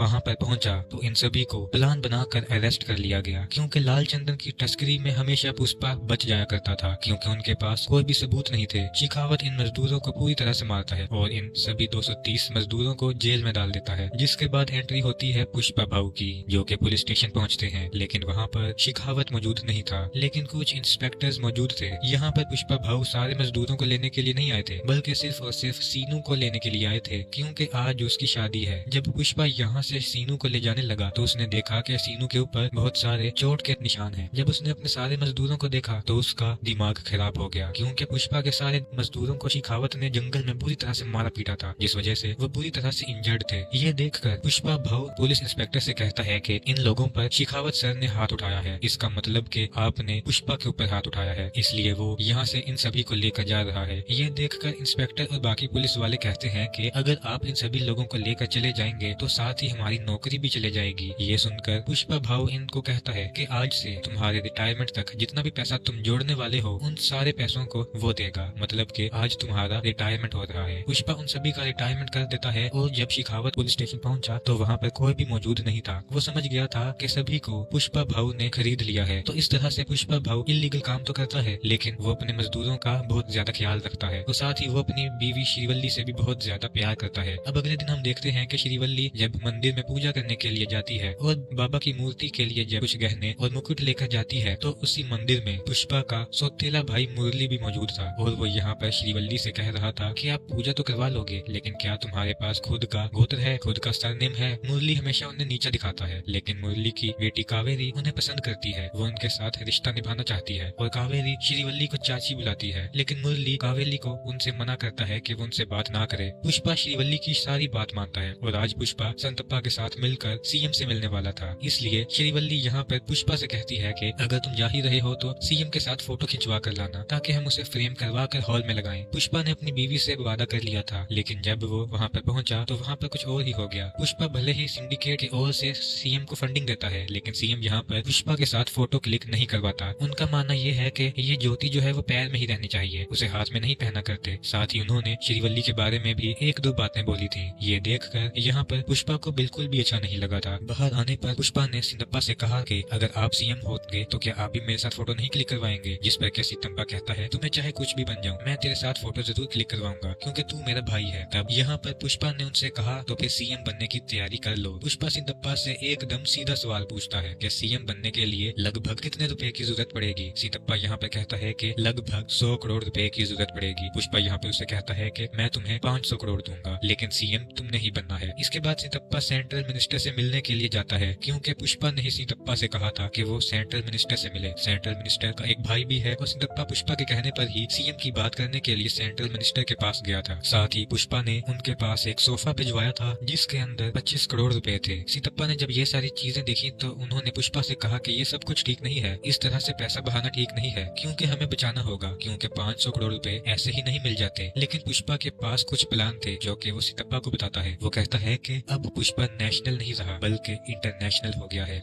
लाल चंदन की लकड़ियों की डील वो सिर्फ मॉर्गन से किया करता था, जिसके बदले में उसे 1 टन पर सिर्फ 1.5 करोड़ रुपए मिला करते थे, लेकिन अब वो इस डील को विदेश में लेकर जाएगा तो उसे 2 से 2.5 करोड़ रुपए मिल सकता है 1 टन पर। तो ज्यादा देर ना करते हुए पुष्पा जो है वो तुरंत ही विदेश पहुंचता है, जहाँ पर उसकी मुलाकात होती है एक बहुत बड़े बिजनेसमैन से। वहाँ वो लाल चंदन की लकड़ियों की डील करता है और उसे 2000 क्विंटल लकड़ियों को उसे देना था। बदले में पुष्पा को 5000 करोड़ रुपए मिलने वाले थे। तो अगर पुष्पा 5000 करोड़ रुपए कमाना चाहता है तो उसे 2000 करोड़ लाल चंदन की लकड़ियों का जुगाड़ करना होगा। तब वो अपने सिंडिकेट के सारे मेंबर्स को एक्टिव कर देता है और उनसे कह देता है कि सारे जगह से मुझे लाल चंदन की लकड़ियां चाहिए। तो सिंडिकेट के सारे मेंबर्स जो हैं वो लाल चंदन की लकड़ियों के जुगाड़ करने लगते हैं और वो लाकर वो पुष्पा को देने वाले थे। लेकिन तभी एंट्री होती है मंगल सीनू और उसकी वाइफ की। ये लोगों को मालूम चल जाता है कि पुष्पा जल्द ही 2000 क्विंटल लाल चंदन की लकड़ियों को बाहर भिजवाने लगा है। वो ये बात शिखावत से जाकर कहते हैं ताकि शिखावत उन्हें जब्त कर ले। साथ ही मंगल सीनू और उसकी वाइफ शिखावत से ये भी कहते हैं कि वो सिंडिकेट के मेंबर्स को डराए धमकाए ताकि सारे सिंडिकेट के मेंबर्स डर जाएं और वो ये काम ना करें। बात कुछ ऐसी है कि मंगल सीनू खुद ही सिंडिकेट का प्रेसिडेंट बनना चाहता है। तो भगत सिंह को जब ये बात मालूम चली तो उसने सारे चेक पोस्ट पर नाकाबंदी करवा दी। तभी चेक पोस्ट पर एक लाल चंदन से भरा ट्रक पहुंचा। शिखावत वहां पहुंचा और इस बार उसने बिल्कुल भी रहम नहीं किया और उस सारे के सारे ट्रक को उसने जला दिया था। साथ ही सिंडिकेट का मेंबर जब यहाँ पर पहुंचा तो यहाँ पर भगत सिंह ने उसे मौत के घाट उतार दिया, जबकि मंगल सिंह चाह रहा था कि बस वो उसे डराए धमकाए। लेकिन भगत सिंह कहता है कि उसका डराने का अंदाज थोड़ा अलग है। अगर मैंने सिर्फ मार दिया है तो वो सिंडिकेट के बाकी मेंबर्स भी स्मगलिंग करने से डर जाएंगे। तो जो सिंडिकेट का मेंबर मारा गया है उसको श्रद्धांजलि पर सभी लोग पहुंचे, सिर्फ और सिर्फ पुष्पा को छोड़कर। लेकिन तभी मंगल सीनू और यहीं के कुछ लोग जो हैं वो सितप्पा से कहने लगते हैं कि अगर पुष्पा भगत सिंह के बीच में दोस्ती नहीं हुई तो वो ऐसे ही लोगों को मारता रहेगा और अगर ऐसा ही चलता रहेगा तो फिर पुष्पा को प्रेसिडेंट से हटा देना चाहिए। लेकिन सितप्पा ये होने नहीं दे सकता, इसलिए सितप्पा तुरंत ही भगत सिंह के पास पहुंच जाता है और वो उसे कुछ रिश्वत वगैरह देने की कोशिश करता है। वो उसे लगभग 10 करोड़ रुपए दे रहा था, लेकिन भगत सिंह नहीं मानता। वो कहता है कि उस रात उसने मुझे नंगा दौड़ाया था, मैं उसे किसी भी हालत में नहीं छोड़ने वाला। तभी यहाँ पर सितप्पा कहता है कि अगर वो तुमसे माफी मांग ले और सभी के सामने सॉरी कह दे तो क्या तुम तब उसे माफ कर पाओगे। यह सुनने के बाद भगत सिंह तुरंत ही ओके कह देता है और कहता है कि पार्टी का इंतजाम करो ताकि सभी के सामने पुष्पा उससे माफी मांग सके। पार्टी के दिन सभी लोग यहाँ पर पहुंच जाते हैं। सभी लोगों को ये देखना था कि आखिर पुष्पा भगत सिंह से माफी मांगता है या फिर नहीं, क्योंकि पुष्पा आज तक नहीं झुका है। क्या वो आज झुकने वाला था? पुष्पा, सितप्पा, श्रीवल्ली और सिंडिकेट के कहने पर ड्राइवर और सिंडिकेट की भलाई के लिए यहाँ पे उसे माफी मांगने के लिए कह रहे थे। पुष्पा भी बहुत ज्यादा शराब के नशे में था, इसलिए वो सभी के सामने भगत सिंह से माफी मांग लेता है। यह सुनकर भगत सिंह बहुत ज्यादा खुश हो जाता है, यहाँ तक कि उसने तो ये आवाज रिकॉर्डिंग भी कर ली थी और यही वो बार बार सुन रहा था। लेकिन जब पुष्पा घर वापस जा रहा था तब उसे बहुत ही ज्यादा अजीब लगा और पार्टी के सारे लोग शौक थे कि आखिर पुष्पा ने सॉरी कैसे बोल दिया। पुष्पा को इतना ज्यादा बुरा लग रहा था कि वो तो आईने में अपनी शक्ल भी नहीं देख पा रहा था। उसे इतनी तेज गुस्सा आ रहा था कि वो सभी को सड़क पर ही छोड़ देता है और कार को वापस घुमाकर उसी पार्टी में वापस पहुंच जाता है। जब भगत सिंह यहाँ से जाने वाला था तब पुष्पा यहाँ पर भगत सिंह की कार को एक सॉलिड टक्कर मारता है, तो भगत सिंह स्विमिंग पूल में जाकर गिरता है और फिर पुष्पा उसी स्विमिंग पूल में पेशाब भी कर देता है। भगत सिंह को कुछ समझ नहीं आ रहा था कि आखिर ये सब कुछ हो क्या रहा है। पुष्पा यहाँ पे भगत सिंह से कहता है कि पुष्पा एक ब्रांड है और वो किसी के सामने भी नहीं झुकता। वो उसे कहता है कि मैं तुझे चैलेंज करता हूँ, 2000 क्विंटल लाल चंदन की लकड़ियों को वो देश से बाहर भेज कर रहेगा। अगर वो ये नहीं कर पाया और अगर तेरे हाथ एक लकड़ी भी हाथ लग गई तो मैं जिंदगी भर मजदूरी करूंगा। यह सुनने के बाद भगत सिंह को भी गुस्सा आ जाता है। वो उसके चैलेंज को एक्सेप्ट करता है और सारे के सारे चेक पोस्ट पर जहाँ से भी गाड़ियां गुजरती हैं उन सारे चेक पोस्ट को भगत सिंह पूरी तरह से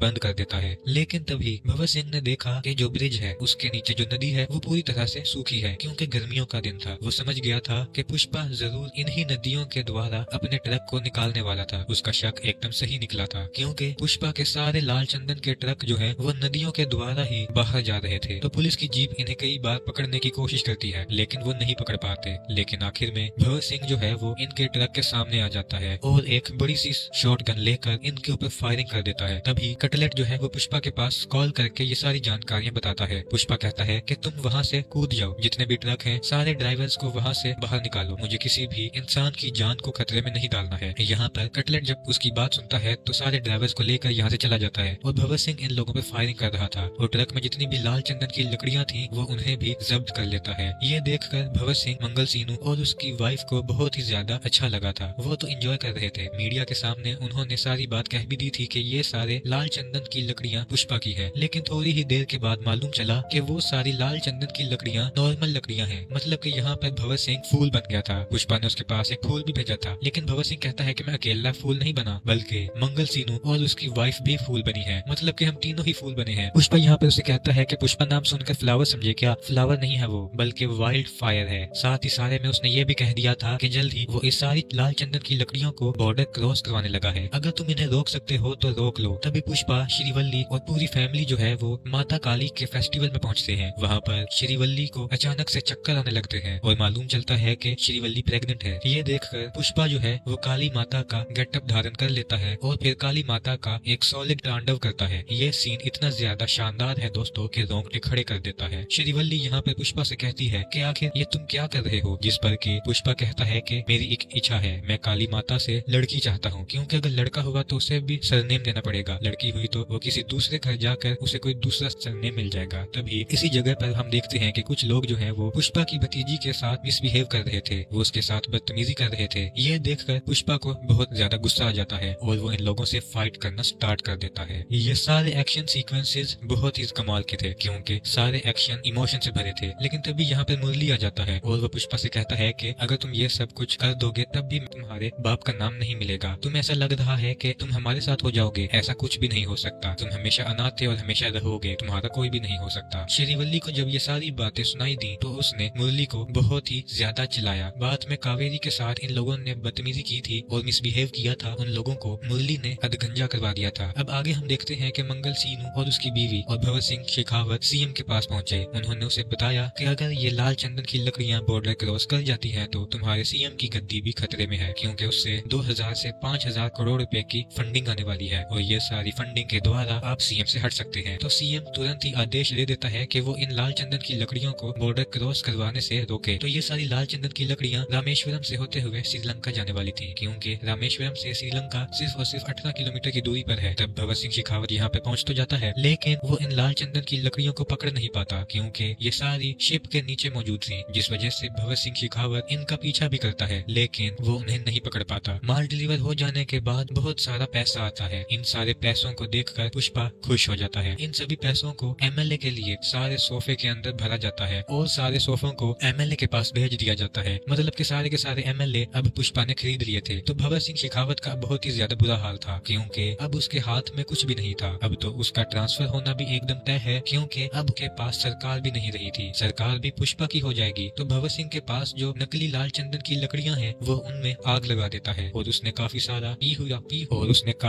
पी हुई थी, तो वो वहीं पर रुक जाता है, जिससे कि ब्लास्ट हो जाता है और भगत सिंह शेखावत मारा जाता है। हालांकि उसकी डेड बॉडी को दिखाया नहीं गया और ना ही ये बताया गया कि वो मारा गया है। और फिर कुछ दिनों के बाद हम देखते हैं कि सीएम अब बदले जा चुके हैं। अब सीएम सितप्पा बन चुका था सिर्फ और सिर्फ पुष्पा की वजह से, क्योंकि उसने सारे एमएलए खरीद लिए थे। और जैसा कि पुष्पा ने वादा किया था कि जो 24 जुलाई को उसके घर पर सीएम खुद आएंगे और वो उसके साथ खाना भी खाएंगे और फोटो भी खिंचवाएंगे। तो आज 24 जुलाई थी, सितप्पा यहाँ पर आता है, फोटो खिंचवाता है और सितप्पा श्रीवल्ली से कहता है कि तुम्हारी फोटो की वजह से मैं सीएम बना। और पुष्पा ने आज का दिन इसलिए सिलेक्ट किया क्योंकि आज श्रीवल्ली का जन्मदिन था, इसलिए यहाँ पर एक छोटा सा सेलिब्रेशन होता है, सभी लोग इसे सेलिब्रेट करते हैं। तो भले ही सितप्पा सीएम जरूर बन चुका था, लेकिन पूरे राज पर पुष्पा राज कर रहा था। सभी लोग उसे बहुत ज्यादा मानने पूजने लगे थे। और फिर एक दिन पुष्पा की भाभी मतलब कि मुरली की पत्नी जो है वो पुष्पा के घर आ जाती है। वो उन्हें बताती है कि कावेरी को कुछ लोगों ने किडनैप कर लिया है और वो बदले में 2 करोड़ रुपए मांग रहे हैं, और अगर उन्हें नहीं दिए तो वो कावेरी को मार डालेंगे। ये बात जब पुष्पा को मालूम चली तो वो पहले तो न्यूज चैनल वालों के पास गया। वहाँ लाइव आकर उसने लोगों से कहा कि अगर मेरी भतीजी कावेरी को कुछ भी हुआ तो वो उन्हें रप्पा रप्पा करके जान से मार डालेगा। उनके पास सिर्फ और सिर्फ 1 घंटा है, 1 घंटे के अंदर अगर वो उसे सौंप देते हैं तो वो उन्हें रहम की भीख दे देगा। ये बातें सितप्पा और सेंट्रल मिनिस्टर को भी मालूम थी, लेकिन यहाँ पर एक बात मालूम चलती है कि जिन लोगों ने उसे किडनैप किया है वो कोई और नहीं बल्कि सेंट्रल मिनिस्टर का भाई का बेटा होता है, मतलब कि सेंट्रल मिनिस्टर का भतीजा। इसलिए यहाँ सेंट्रल मिनिस्टर सितप्पा से पुष्पा के पास कॉल करवाता है। वो लोग पुष्पा से कहते हैं कि वो सेंट्रल मिनिस्टर का भतीजा है, इसलिए वो उसके साथ कुछ भी ना करें, हम उससे जल्द से जल्द कांटेक्ट कर लेंगे और वो कावेरी को छोड़ देगा। अगर उसके साथ कुछ कर भी दे तब भी तुम्हें कुछ नहीं करना है। लेकिन पुष्पा कहता है कि मुझे कोई भी फर्क नहीं पड़ता, सेंट्रल मिनिस्टर भाड़ में जाए और सितप्पा सीएम भी भाड़ में जाए, मुझे किसी से भी कोई भी लेना देना नहीं है। तो सेंट्रल मिनिस्टर का भतीजा 10 करोड़ रुपए पुष्पा से मांग रहा था और अकेले ही पुष्पा को उसके अड्डे पर बुला रहा था। पुष्पा मान जाता है और हेलीकॉप्टर से वो वहाँ पे पहुँच भी जाता है। यहाँ पे पहुंचकर तो सबसे पहले वो शॉटगन से फायर करता है, लेकिन बाद में मिनिस्टर का बेटा पुष्पा से कहता है कि तेरी भतीजी के ऊपर भी गन पॉइंट है, इसलिए तुझे थोड़ा ठंडा रहना पड़ेगा। तो यहाँ पे पुष्पा उन्हें गन दे देता है और फिर बाद में ये लोग पुष्पा को बुरी तरह से मारने लगते हैं। इन्हें बहुत अच्छे से मालूम है कि पुष्पा के हाथ बंधे रहने के बावजूद ये कमाल कर सकता है और सभी को बुरी तरह से मार भी सकता है, इसलिए इस बार वो बिल्कुल भी रिस्क नहीं लेता। इस बार वो उसके हाथ बांधते हैं, पैर भी बांध देते हैं और फिर वो लोग कावेरी की इज्जत पर हाथ भी डालने लगते हैं। ये देखकर पुष्पा को बहुत ही ज्यादा गुस्सा आया था और फिर वो उड़ उड़कर इन्हें मुंह से काट काट कर बुरी तरह से मार डालने लगता है। दोस्तों ये एक्शन सीक्वेंस बहुत ही कमाल का था। तो मिनिस्टर का भाई भी वहाँ पहुंच चुका था, तो पुष्पा ने मिनिस्टर के भाई समेत भतीजे को भी मार डाला था। ये सारी बातें जब मिनिस्टर को मालूम चली तो वो तो पूरी तरह से पागल हो चुका था। तो अगले सीन में हम देखते हैं कि पुष्पा जब अपने घर आता है तो उसके घर पर मुरली आता है। मुरली को अपनी गलती का एहसास हो गया था, इसलिए वो पुष्पा और पूरी फैमिली से माफी मांगने के लिए आया था। वो कहता है कि मुझे बहुत अच्छे से मालूम चल गया है कि आप ही मेरी फैमिली हो, मैं सिर्फ यहाँ पर कावेरी का कार्ड देने के लिए आया हूँ क्योंकि उसकी शादी होने वाली है और कावेरी ने मुझसे कहा है कि अगर पुष्पा भाऊ इस शादी में नहीं आते हैं तो मैं मंडप में नहीं बैठने वाली। तब श्रीवल्ली यहाँ पे पुष्पा को बताती है कि सारे कार्ड पर माँ का नाम है और साथ ही तुम्हारा नाम भी है, वो भी पिता समेत। ये देखकर पुष्पा बहुत ज्यादा इमोशनल हो जाता है। उसके आजू बाजू भीड़ लग जाती है उसे चुप कराने के लिए, क्योंकि पुष्पा को ऐसा रोता हुआ किसी ने भी नहीं देखा था। बाद में पुष्पा भी इन्हें माफ कर देता है और अपनी पूरी फैमिली समेत वो यहाँ पर आना पड़ा। तो यहाँ पर पुष्पा भाऊ इन लोगों से एक बहुत ही तगड़ी फाइट करता है, लेकिन आखिरी में पुष्पा भाऊ को गोली लग जाती है और वो समुद्र में गिर जाता है। लेकिन तभी मालूम चलता है कि ये महज एक सपना था। अब मालूम चलता है कि पुष्पा भाऊ सिंडिकेट का लीडर बन चुका है और लाल चंदन की लकड़ियों को कहाँ पर भेजा जाना चाहिए ये सब कुछ पुष्पा डिसाइड करता है। पुष्पा तो पूरी तरह से राज ही कर रहा था, लेकिन उसके बहुत सारे दुश्मन भी हैं। उनमें से पहले नंबर का दुश्मन है भगत सिंह शेखावत, जो कि आईपीएस है। फिल्म के पहले भाग में पुष्पा ने शेखावत को नंगा दौड़ाया था, तो अपनी बेइज्जती का बदला लेने के लिए शेखावत कुछ भी कर सकता है, इसीलिए वो एक प्लान बनाता है। जब पुष्पा के लड़के जंगल में जाकर लाल चंदन की लकड़ियों को काटने जाते हैं तो यहाँ पर भगत सिंह शेखावत भी मजदूर के रूप में उनके साथ मिल जाता है और जब वो वहाँ पर पहुंचा तो इन सभी को प्लान बनाकर अरेस्ट कर लिया गया, क्योंकि लाल चंदन की तस्करी में हमेशा पुष्पा बच जाया करता था क्योंकि उनके पास कोई भी सबूत नहीं थे। शेखावत इन मजदूरों को पूरी तरह से मारता है और इन सभी 230 मजदूरों को जेल में डाल देता है, जिसके बाद एंट्री होती है पुष्पा भाऊ की, जो कि पुलिस स्टेशन पहुंचते हैं। लेकिन वहाँ पर शेखावत मौजूद नहीं था, लेकिन कुछ इंस्पेक्टर्स मौजूद थे। यहाँ पर पुष्पा भाऊ सारे मजदूरों को लेने के लिए नहीं आए थे, बल्कि सिर्फ और सिर्फ सीनू को लेने के लिए आए थे, क्योंकि आज उसकी शादी है। जब पुष्पा यहाँ से सीनू को ले जाने लगा तो उसने देखा कि सीनू के ऊपर बहुत सारे चोट के निशान हैं। जब उसने अपने सारे मजदूरों मजदूरों को देखा तो उसका दिमाग खराब हो गया, क्योंकि पुष्पा के सारे मजदूरों को शेखावत ने जंगल में बुरी तरह से मारा पीटा था, जिस वजह से वो बुरी तरह से इंजर्ड थे। ये देखकर पुष्पा भाऊ पुलिस इंस्पेक्टर से कहता है कि इन लोगों पर शेखावत सर ने हाथ उठाया है, इसका मतलब कि आपने पुष्पा के ऊपर हाथ उठाया है, इसलिए वो यहाँ से इन सभी को लेकर जा रहा है। ये देखकर इंस्पेक्टर और बाकी पुलिस वाले कहते हैं कि अगर आप इन सभी लोगों को लेकर चले जाएंगे तो साथ ही हमारी नौकरी भी चले जाएगी। ये सुनकर पुष्पा भाऊ इनको कहता है कि आज से तुम्हारे रिटायरमेंट तक जितना भी पैसा तुम जोड़ने वाले हो उन सारे पैसों को वो देगा, मतलब कि आज तुम्हारा रिटायरमेंट हो रहा है। पुष्पा उन सभी का रिटायरमेंट कर देता है और जब शेखावत पुलिस स्टेशन पहुंचा तो वहाँ पर कोई भी मौजूद नहीं था। वो समझ गया था कि सभी को पुष्पा भाऊ ने खरीद लिया है। तो इस तरह से पुष्पा भाऊ इलीगल काम तो करता है, लेकिन वो अपने मजदूरों का बहुत ज्यादा ख्याल रखता है और साथ ही वो अपनी बीवी श्रीवल्ली से भी बहुत ज्यादा प्यार करता है। अब अगले दिन हम देखते हैं कि श्रीवल्ली जब मंदिर में पूजा करने के लिए जाती है और बाबा की मूर्ति के लिए जब कुछ गहने और मुकुट लेकर जाती है तो उसी मंदिर में पुष्पा का सौतेला भाई मुरली भी मौजूद था और वो यहाँ पर श्रीवल्ली से कह रहा था कि आप पूजा तो करवा लोगे, लेकिन क्या तुम्हारे पास खुद का गोत्र है, खुद का सरनेम है। मुरली हमेशा उन्हें नीचा दिखाता है, लेकिन मुरली की बेटी कावेरी उन्हें पसंद करती है, वो उनके साथ रिश्ता निभाना चाहती है और कावेरी श्रीवल्ली को चाची बुलाती है, लेकिन मुरली कावेरी को उनसे मना करता है कि वो उनसे बात ना करे। पुष्पा श्रीवल्ली की सारी बात मानता है और आज पुष्पा संतप्पा के साथ मिलकर सीएम से मिलने वाला था, इसलिए श्रीवल्ली यहाँ पर पुष्पा से कहती है कि अगर तुम जा ही रहे हो तो सीएम के साथ फोटो खिंचवा कर लाना ताकि हम उसे फ्रेम करवा कर हॉल में लगाएं। पुष्पा ने अपनी बीवी से वादा कर लिया था, लेकिन जब वो वहाँ पर पहुंचा तो वहाँ पर कुछ और ही हो गया। पुष्पा भले ही सिंडिकेट की ओर से सीएम को फंडिंग देता है, लेकिन सीएम यहाँ पर पुष्पा के साथ फोटो क्लिक नहीं करवाता। उनका मानना ये है कि ये ज्योति जो है वो पैर में ही रहनी चाहिए, उसे हाथ में नहीं पहना करते। साथ ही उन्होंने श्रीवल्ली के बारे में भी एक दो बातें बोली थी। ये देखकर यहाँ पर पुष्पा को बिल्कुल भी अच्छा नहीं लगा था। बाहर आने पर पुष्पा ने सितप्पा से कहा कि अगर आप सीएम होंगे तो क्या आप भी मेरे साथ फोटो नहीं क्लिक करवाएंगे, जिस पर सितप्पा कहता है तुम्हें चाहे कुछ भी बन जाऊं, मैं तेरे साथ फोटो जरूर क्लिक करवाऊंगा क्योंकि तू मेरा भाई है। तब यहाँ पर पुष्पा ने उनसे कहा तो फिर सीएम बनने की तैयारी कर लो। पुष्पा सितप्पा से एकदम सीधा सवाल पूछता है कि सीएम बनने के लिए लगभग कितने रुपए की जरूरत पड़ेगी। सितप्पा यहाँ पर कहता है कि लगभग 100 करोड़ रुपए की जरूरत पड़ेगी। पुष्पा यहाँ पर उसे कहता है कि मैं तुम्हें 500 करोड़ दूंगा, लेकिन सीएम तुमने ही बनना है। इसके बाद सितप्पा सेंट्रल मिनिस्टर से मिलने के लिए जाता है, क्योंकि पुष्पा ने ही सितप्पा से कहा था कि वो सेंट्रल मिनिस्टर से मिले। सेंट्रल मिनिस्टर का एक भाई भी है और सितप्पा पुष्पा के कहने पर ही सीएम की बात करने के लिए सेंट्रल मिनिस्टर के पास गया था। साथ ही पुष्पा ने उनके पास एक सोफा भिजवाया था जिसके अंदर 25 करोड़ रुपए थे। सितप्पा ने जब ये सारी चीजें देखी तो उन्होंने पुष्पा से कहा कि ये सब कुछ ठीक नहीं है, इस तरह से पैसा बहाना ठीक नहीं है, क्योंकि हमें बचाना होगा, क्योंकि 500 करोड़ रुपए ऐसे ही नहीं मिल जाते। लेकिन पुष्पा के पास कुछ प्लान थे जो कि वो सितप्पा को बताता है। वो कहता है कि अब पुष्पा नेशनल नहीं रहा बल्कि इंटरनेशनल हो गया है।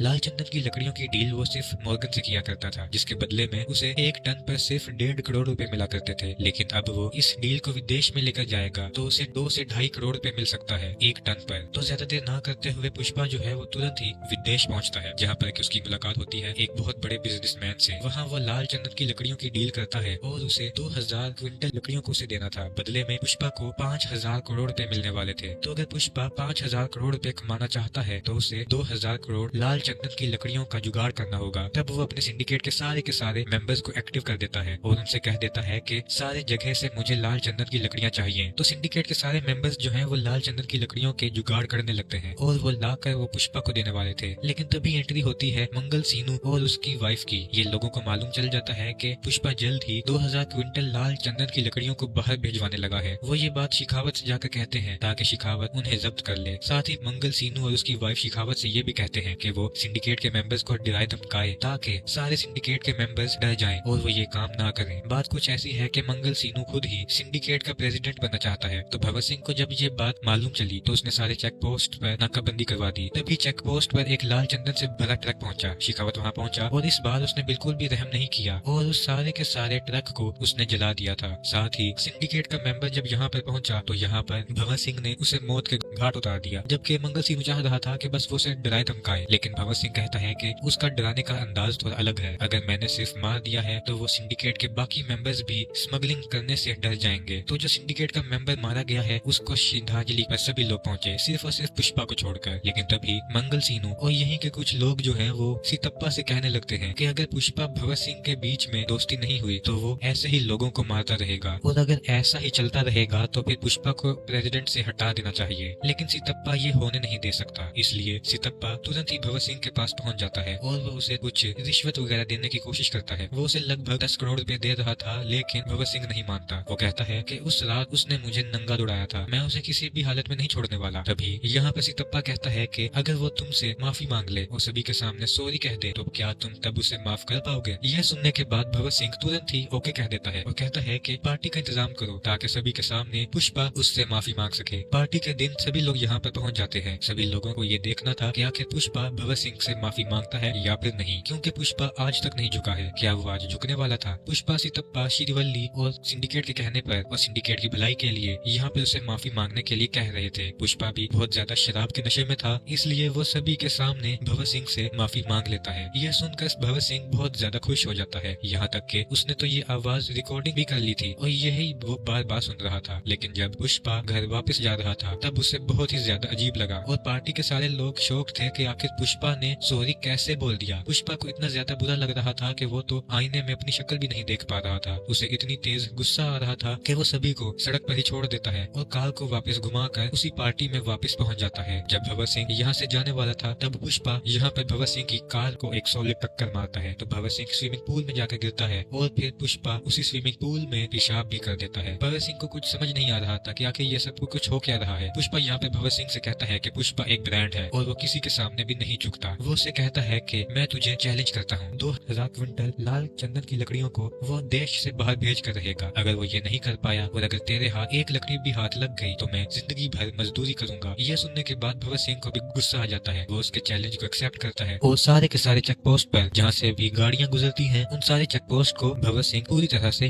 बंद कर देता है। लेकिन तभी भगत सिंह ने देखा कि जो ब्रिज है उसके नीचे जो नदी है वो पूरी तरह से सूखी है, क्योंकि गर्मियों का दिन था। वो समझ गया था कि पुष्पा जरूर इन्हीं नदियों के द्वारा अपने ट्रक को निकालने वाला था। उसका शक एकदम सही निकला था, क्योंकि पुष्पा के सारे लाल चंदन के ट्रक जो है वो नदियों के द्वारा ही बाहर जा रहे थे। तो पुलिस की जीप इन्हें कई बार पकड़ने की कोशिश करती है लेकिन वो नहीं पकड़ पाते। लेकिन आखिर में भगत सिंह जो है वो इनके ट्रक के सामने आ जाता है और एक बड़ी सी शॉट गन लेकर इनके ऊपर फायरिंग कर देता है। तभी कटलेट जो है वो पुष्पा के पास कॉल करके ये सारी जानकारियां बताता है। पुष्पा कहता है कि तुम वहाँ से कूद जाओ, जितने भी ट्रक हैं सारे ड्राइवर्स को वहाँ से बाहर निकालो, मुझे किसी भी इंसान की जान को खतरे में नहीं डालना है। यहाँ पर कटलेट जब उसकी बात सुनता है तो सारे ड्राइवर्स को लेकर यहाँ से चला जाता है और भगत सिंह इन लोगों पर फायरिंग कर रहा था और ट्रक में जितनी भी लाल चंदन की लकड़ियां थी वो उन्हें भी जब्त कर लेता है। ये देखकर भगत सिंह, मंगल सीनू और उसकी वाइफ को बहुत ही ज्यादा अच्छा लगा था। वो तो एंजॉय कर रहे थे। मीडिया के सामने उन्होंने सारी बात कह भी दी थी कि ये सारे लाल चंदन की लकड़ियां पुष्पा की है। लेकिन थोड़ी ही देर के बाद मालूम चला कि वो सारी लाल चंदन की लकड़ियां नॉर्मल लकड़ियां हैं। मतलब कि यहाँ पर भगत सिंह फूल बन गया था। पुष्पा ने उसके पास एक फूल भी भेजा था, लेकिन भगत सिंह कहता है कि मैं अकेला फूल नहीं बना, बल्कि मंगल सीनू और उसकी वाइफ भी फूल बनी है, मतलब कि हम तीनों ही फूल बने हैं। पुष्पा यहाँ पर उसे कहता है कि पुष्पा नाम सुनकर फ्लावर समझे क्या? फ्लावर नहीं है वो, बल्कि वाइल्ड फायर है। साथ ही सारे में उसने ये भी कह दिया था कि जल्द ही वो इस सारी लाल चंदन की लकड़ियों को बॉर्डर क्रॉस करवाने लगा है। अगर तुम इन्हें रोक सकते हो तो रोक लो। तभी पुष्पा, श्रीवल्ली और पूरी फैमिली जो है वो माता काली के फेस्टिवल में पहुंचते हैं। वहाँ पर श्रीवल्ली को अचानक से चक्कर आने लगते हैं और मालूम चलता है कि श्रीवल्ली प्रेग्नेंट है। ये देखकर पुष्पा जो है वो काली माता का गेटअप धारण कर लेता है और फिर काली माता का एक सॉलिड तांडव करता है। ये सीन इतना ज्यादा शानदार है दोस्तों कि रोंगटे खड़े कर देता है। श्रीवल्ली यहाँ पे पुष्पा से कहती है कि आखिर ये तुम क्या कर रहे हो? जिस पर कि पुष्पा कहता है कि मेरी एक इच्छा है, मैं काली माता से लड़की चाहता हूँ, क्योंकि अगर लड़का हुआ तो उसे भी सरनेम देना पड़ेगा, लड़की हुई तो वो किसी दूसरे घर जाकर उसे कोई दूसरा सरनेम मिल जाएगा। तभी इसी जगह पर हम देखते हैं कि कुछ लोग जो है वो पुष्पा की भतीजी के साथ मिसबिहेव कर रहे थे, वो उसके साथ बदतमीजी कर रहे थे। ये देखकर पुष्पा को बहुत ज्यादा गुस्सा आ जाता है और वो इन लोगों से फाइट करना स्टार्ट कर देता है। ये सारे एक्शन सीक्वेंसेस बहुत ही कमाल के थे, क्योंकि सारे एक्शन इमोशन से भरे थे। लेकिन तभी यहाँ पे मुरली आ जाता है और वो पुष्पा से कहता है कि अगर तुम ये सब कुछ कर दोगे तब भी तुम्हारे बाप का नाम नहीं मिलेगा। तुम ऐसा लग रहा है कि तुम हमारे साथ हो जाओगे, ऐसा कुछ भी नहीं हो सकता। तुम हमेशा अनाथ थे और हमेशा रहोगे, तुम्हारा कोई भी नहीं हो सकता। श्रीवल्ली को जब ये सारी बातें सुनाई दी तो उसने मुरली को बहुत ही ज्यादा चिल्लाया। बाद में कावेरी के साथ इन लोगों ने बदतमीजी की थी और मिसबिहेव किया था, उन लोगों को मुरली ने अधगंजा करवा दिया था। अब आगे हम देखते हैं कि मंगल सीनू और उसकी बीवी और भगत सिंह शेखावत सीएम के पास पहुंचे। उन्होंने उसे बताया कि अगर ये लाल चंदन की लकड़ियां बॉर्डर क्रॉस कर जाती हैं तो तुम्हारे सीएम की गद्दी भी खतरे में है, क्योंकि उससे 2000 से 5000 करोड़ रुपए की फंडिंग आने वाली है और ये सारी फंडिंग के द्वारा आप सीएम से हट सकते हैं। तो सीएम तुरंत ही आदेश दे देता है कि वो इन लाल चंदन की लकड़ियों को बॉर्डर क्रॉस करवाने से रोके। तो ये सारी लाल चंदन की लकड़ियां रामेश्वरम से होते हुए श्रीलंका जाने वाली थी, क्योंकि रामेश्वरम रामेश्वरम से श्रीलंका सिर्फ और सिर्फ 18 किलोमीटर की दूरी पर है। तब भगत सिंह शेखावत यहाँ पे पहुंच तो जाता है, लेकिन वो इन लाल चंदन की लकड़ियों को पकड़ नहीं पाता क्योंकि ये सारी शिप के नीचे मौजूद थी, जिस वजह से भगत सिंह शेखावत इनका पीछा भी करता है, लेकिन वो उन्हें नहीं पकड़ पाता। माल डिलीवर हो जाने के बाद बहुत सारा पैसा आता है। इन सारे पैसों को देखकर पुष्पा खुश हो जाता है। इन सभी पैसों को एमएलए के लिए सारे सोफे के अंदर भरा जाता है और सारे सोफों को एमएलए के पास भेज दिया जाता है। मतलब कि सारे के सारे एमएलए अब पुष्पा ने खरीद लिए थे। तो भगत सिंह शेखावत का बहुत ही ज्यादा बुरा हाल था क्योंकि अब उसके हाथ में कुछ भी नहीं था। अब तो उसका ट्रांसफर होना भी एकदम तय है क्योंकि अब के पास सरकार भी नहीं रही थी, सरकार भी पुष्पा की हो जाएगी। तो भगत सिंह के पास जो नकली लाल चंदन की लकड़ियां हैं वो उनमें आग लगा देता है और उसने काफी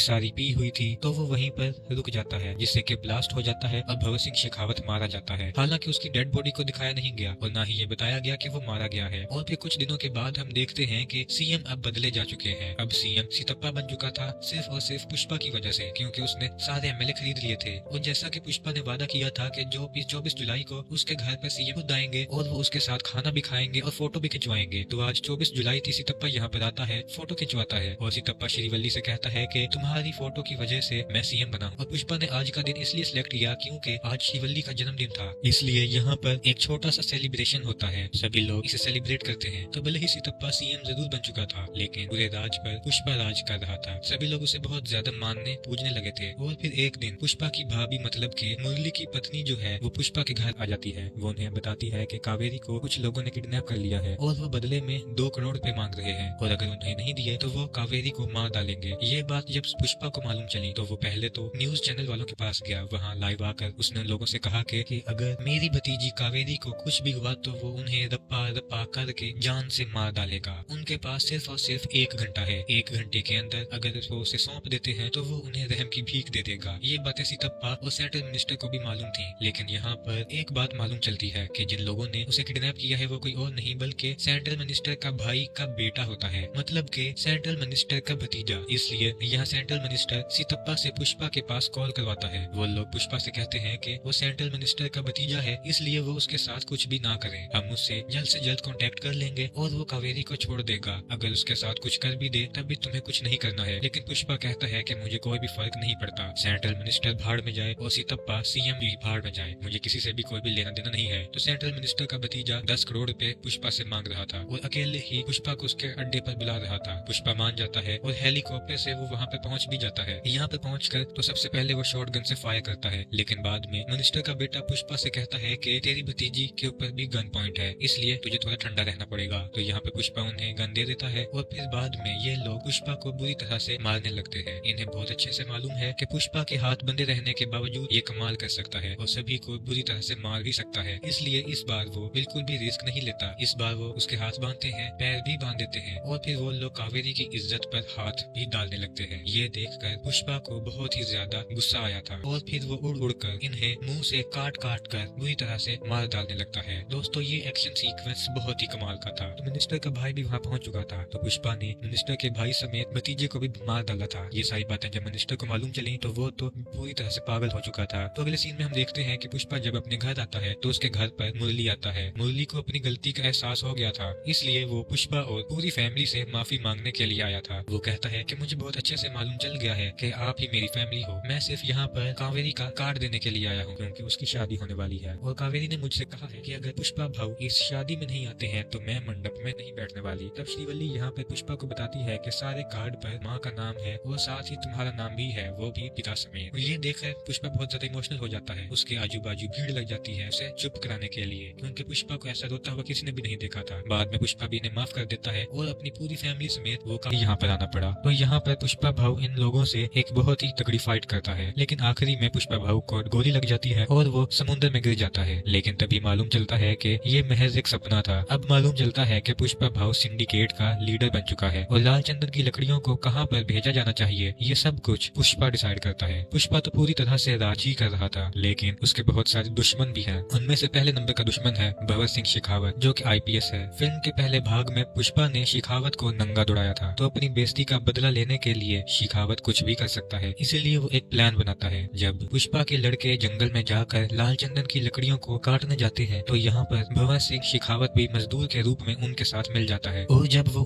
वहाँ पर पहुंचा तो इन सभी को प्लान बनाकर अरेस्ट कर लिया गया, क्योंकि लाल चंदन की तस्करी में हमेशा पुष्पा बच जाया करता था, क्योंकि उनके पास कोई भी सबूत नहीं थे। शेखावत इन मजदूरों को पूरी तरह से मारता है और इन सभी 230 मजदूरों को जेल में डाल देता है, जिसके बाद एंट्री होती है पुष्पा भाऊ की, जो कि पुलिस स्टेशन पहुंचते हैं। लेकिन वहां पर शेखावत मौजूद नहीं था, लेकिन कुछ इंस्पेक्टर्स मौजूद थे। यहाँ पर पुष्पा भाऊ सारे मजदूरों को लेने के लिए नहीं आए थे, बल्कि सिर्फ और सिर्फ सीनू को लेने के लिए आए थे, क्योंकि आज उसकी शादी है। जब पुष्पा यहाँ से सीनू को ले जाने लगा तो उसने देखा कि सीनू के ऊपर बहुत सारे चोट के निशान हैं। जब उसने अपने सारे मजदूरों को देखा तो उसका दिमाग खराब हो गया, क्योंकि पुष्पा के सारे मजदूरों को शेखावत ने जंगल में बुरी तरह से मारा पीटा था, जिस वजह से वो बुरी तरह से इंजर्ड थे। ये देखकर पुष्पा भाऊ पुलिस इंस्पेक्टर से कहता है कि इन लोगों पर शेखावत सर ने हाथ उठाया है, इसका मतलब कि आपने पुष्पा के ऊपर हाथ उठाया है, इसलिए वो यहाँ से इन सभी को लेकर जा रहा है। ये देखकर इंस्पेक्टर और बाकी पुलिस वाले कहते हैं कि अगर आप इन सभी लोगों को लेकर चले जाएंगे तो साथ ही हमारी नौकरी भी चले जाएगी। ये सुनकर पुष्पा भाऊ इनको कहता है कि आज से तुम्हारे रिटायरमेंट तक जितना भी पैसा तुम जोड़ने वाले हो उन सारे पैसों को वो देगा, मतलब कि आज तुम्हारा रिटायरमेंट हो रहा है। पुष्पा उन सभी का रिटायरमेंट कर देता है और जब शेखावत पुलिस स्टेशन पहुंचा तो वहाँ पर कोई भी मौजूद नहीं था। वो समझ गया था कि सभी को पुष्पा भाऊ ने खरीद लिया है। तो इस तरह से पुष्पा भाऊ इलीगल काम तो करता है, लेकिन वो अपने मजदूरों का बहुत ज्यादा ख्याल रखता है और साथ ही वो अपनी बीवी श्रीवल्ली से भी बहुत ज्यादा प्यार करता है। अब अगले दिन हम देखते हैं कि श्रीवल्ली जब मंदिर में पूजा करने के लिए जाती है और बाबा की मूर्ति के लिए जब कुछ गहने और मुकुट लेकर जाती है तो उसी मंदिर में पुष्पा का सौतेला भाई मुरली भी मौजूद था और वो यहाँ पर श्रीवल्ली से कह रहा था कि आप पूजा तो करवा लोगे, लेकिन क्या तुम्हारे पास खुद का गोत्र है, खुद का सरनेम है। मुरली हमेशा उन्हें नीचा दिखाता है, लेकिन मुरली की बेटी कावेरी उन्हें पसंद करती है, वो उनके साथ रिश्ता निभाना चाहती है और कावेरी श्रीवल्ली को चाची बुलाती है, लेकिन मुरली कावेरी को उनसे मना करता है कि वो उनसे बात ना करे। पुष्पा श्रीवल्ली की सारी बात मानता है और आज पुष्पा संतप्पा के साथ मिलकर सीएम से मिलने वाला था, इसलिए श्रीवल्ली यहाँ पर पुष्पा से कहती है कि अगर तुम जा ही रहे हो तो सीएम के साथ फोटो खिंचवा कर लाना ताकि हम उसे फ्रेम करवा कर हॉल में लगाएं। पुष्पा ने अपनी बीवी से वादा कर लिया था, लेकिन जब वो वहाँ पर पहुंचा तो वहाँ पर कुछ और ही हो गया। पुष्पा भले ही सिंडिकेट की ओर से सीएम को फंडिंग देता है, लेकिन सीएम यहाँ पर पुष्पा के साथ फोटो क्लिक नहीं करवाता। उनका मानना ये है कि ये ज्योति जो है वो पैर में ही रहनी चाहिए, उसे हाथ में नहीं पहना करते। साथ ही उन्होंने श्रीवल्ली के बारे में भी एक दो बातें बोली थी। ये देखकर यहाँ पर पुष्पा को बिल्कुल भी अच्छा नहीं लगा था। बाहर आने पर पुष्पा ने सितप्पा से कहा कि अगर आप सीएम होंगे तो क्या आप भी मेरे साथ फोटो नहीं क्लिक करवाएंगे, जिस पर सितप्पा कहता है तुम्हें चाहे कुछ भी बन जाऊं, मैं तेरे साथ फोटो जरूर क्लिक करवाऊंगा क्योंकि तू मेरा भाई है। तब यहाँ पर पुष्पा ने उनसे कहा तो फिर सीएम बनने की तैयारी कर लो। पुष्पा सितप्पा से एकदम सीधा सवाल पूछता है कि सीएम बनने के लिए लगभग कितने रुपए की जरूरत पड़ेगी। सितप्पा यहाँ पर कहता है कि लगभग 100 करोड़ रुपए की जरूरत पड़ेगी। पुष्पा यहाँ पर उसे कहता है कि मैं तुम्हें 500 करोड़ दूंगा, लेकिन सीएम तुमने ही बनना है। इसके बाद सितप्पा सेंट्रल मिनिस्टर से मिलने के लिए जाता है, क्योंकि पुष्पा ने ही सितप्पा से कहा था कि वो सेंट्रल मिनिस्टर से मिले। सेंट्रल मिनिस्टर का एक भाई भी है और सितप्पा पुष्पा के कहने पर ही सीएम की बात करने के लिए सेंट्रल मिनिस्टर के पास गया था। साथ ही पुष्पा ने उनके पास एक सोफा भिजवाया था जिसके अंदर 25 करोड़ रुपए थे। सितप्पा ने जब ये सारी चीजें देखी तो उन्होंने पुष्पा से कहा कि ये सब कुछ ठीक नहीं है, इस तरह से पैसा बहाना ठीक नहीं है, क्योंकि हमें बचाना होगा, क्योंकि 500 करोड़ रुपए ऐसे ही नहीं मिल जाते। लेकिन पुष्पा के पास कुछ प्लान थे जो कि वो सितप्पा को बताता है। वो कहता है कि अब पुष्पा नेशनल नहीं रहा बल्कि इंटरनेशनल हो गया है।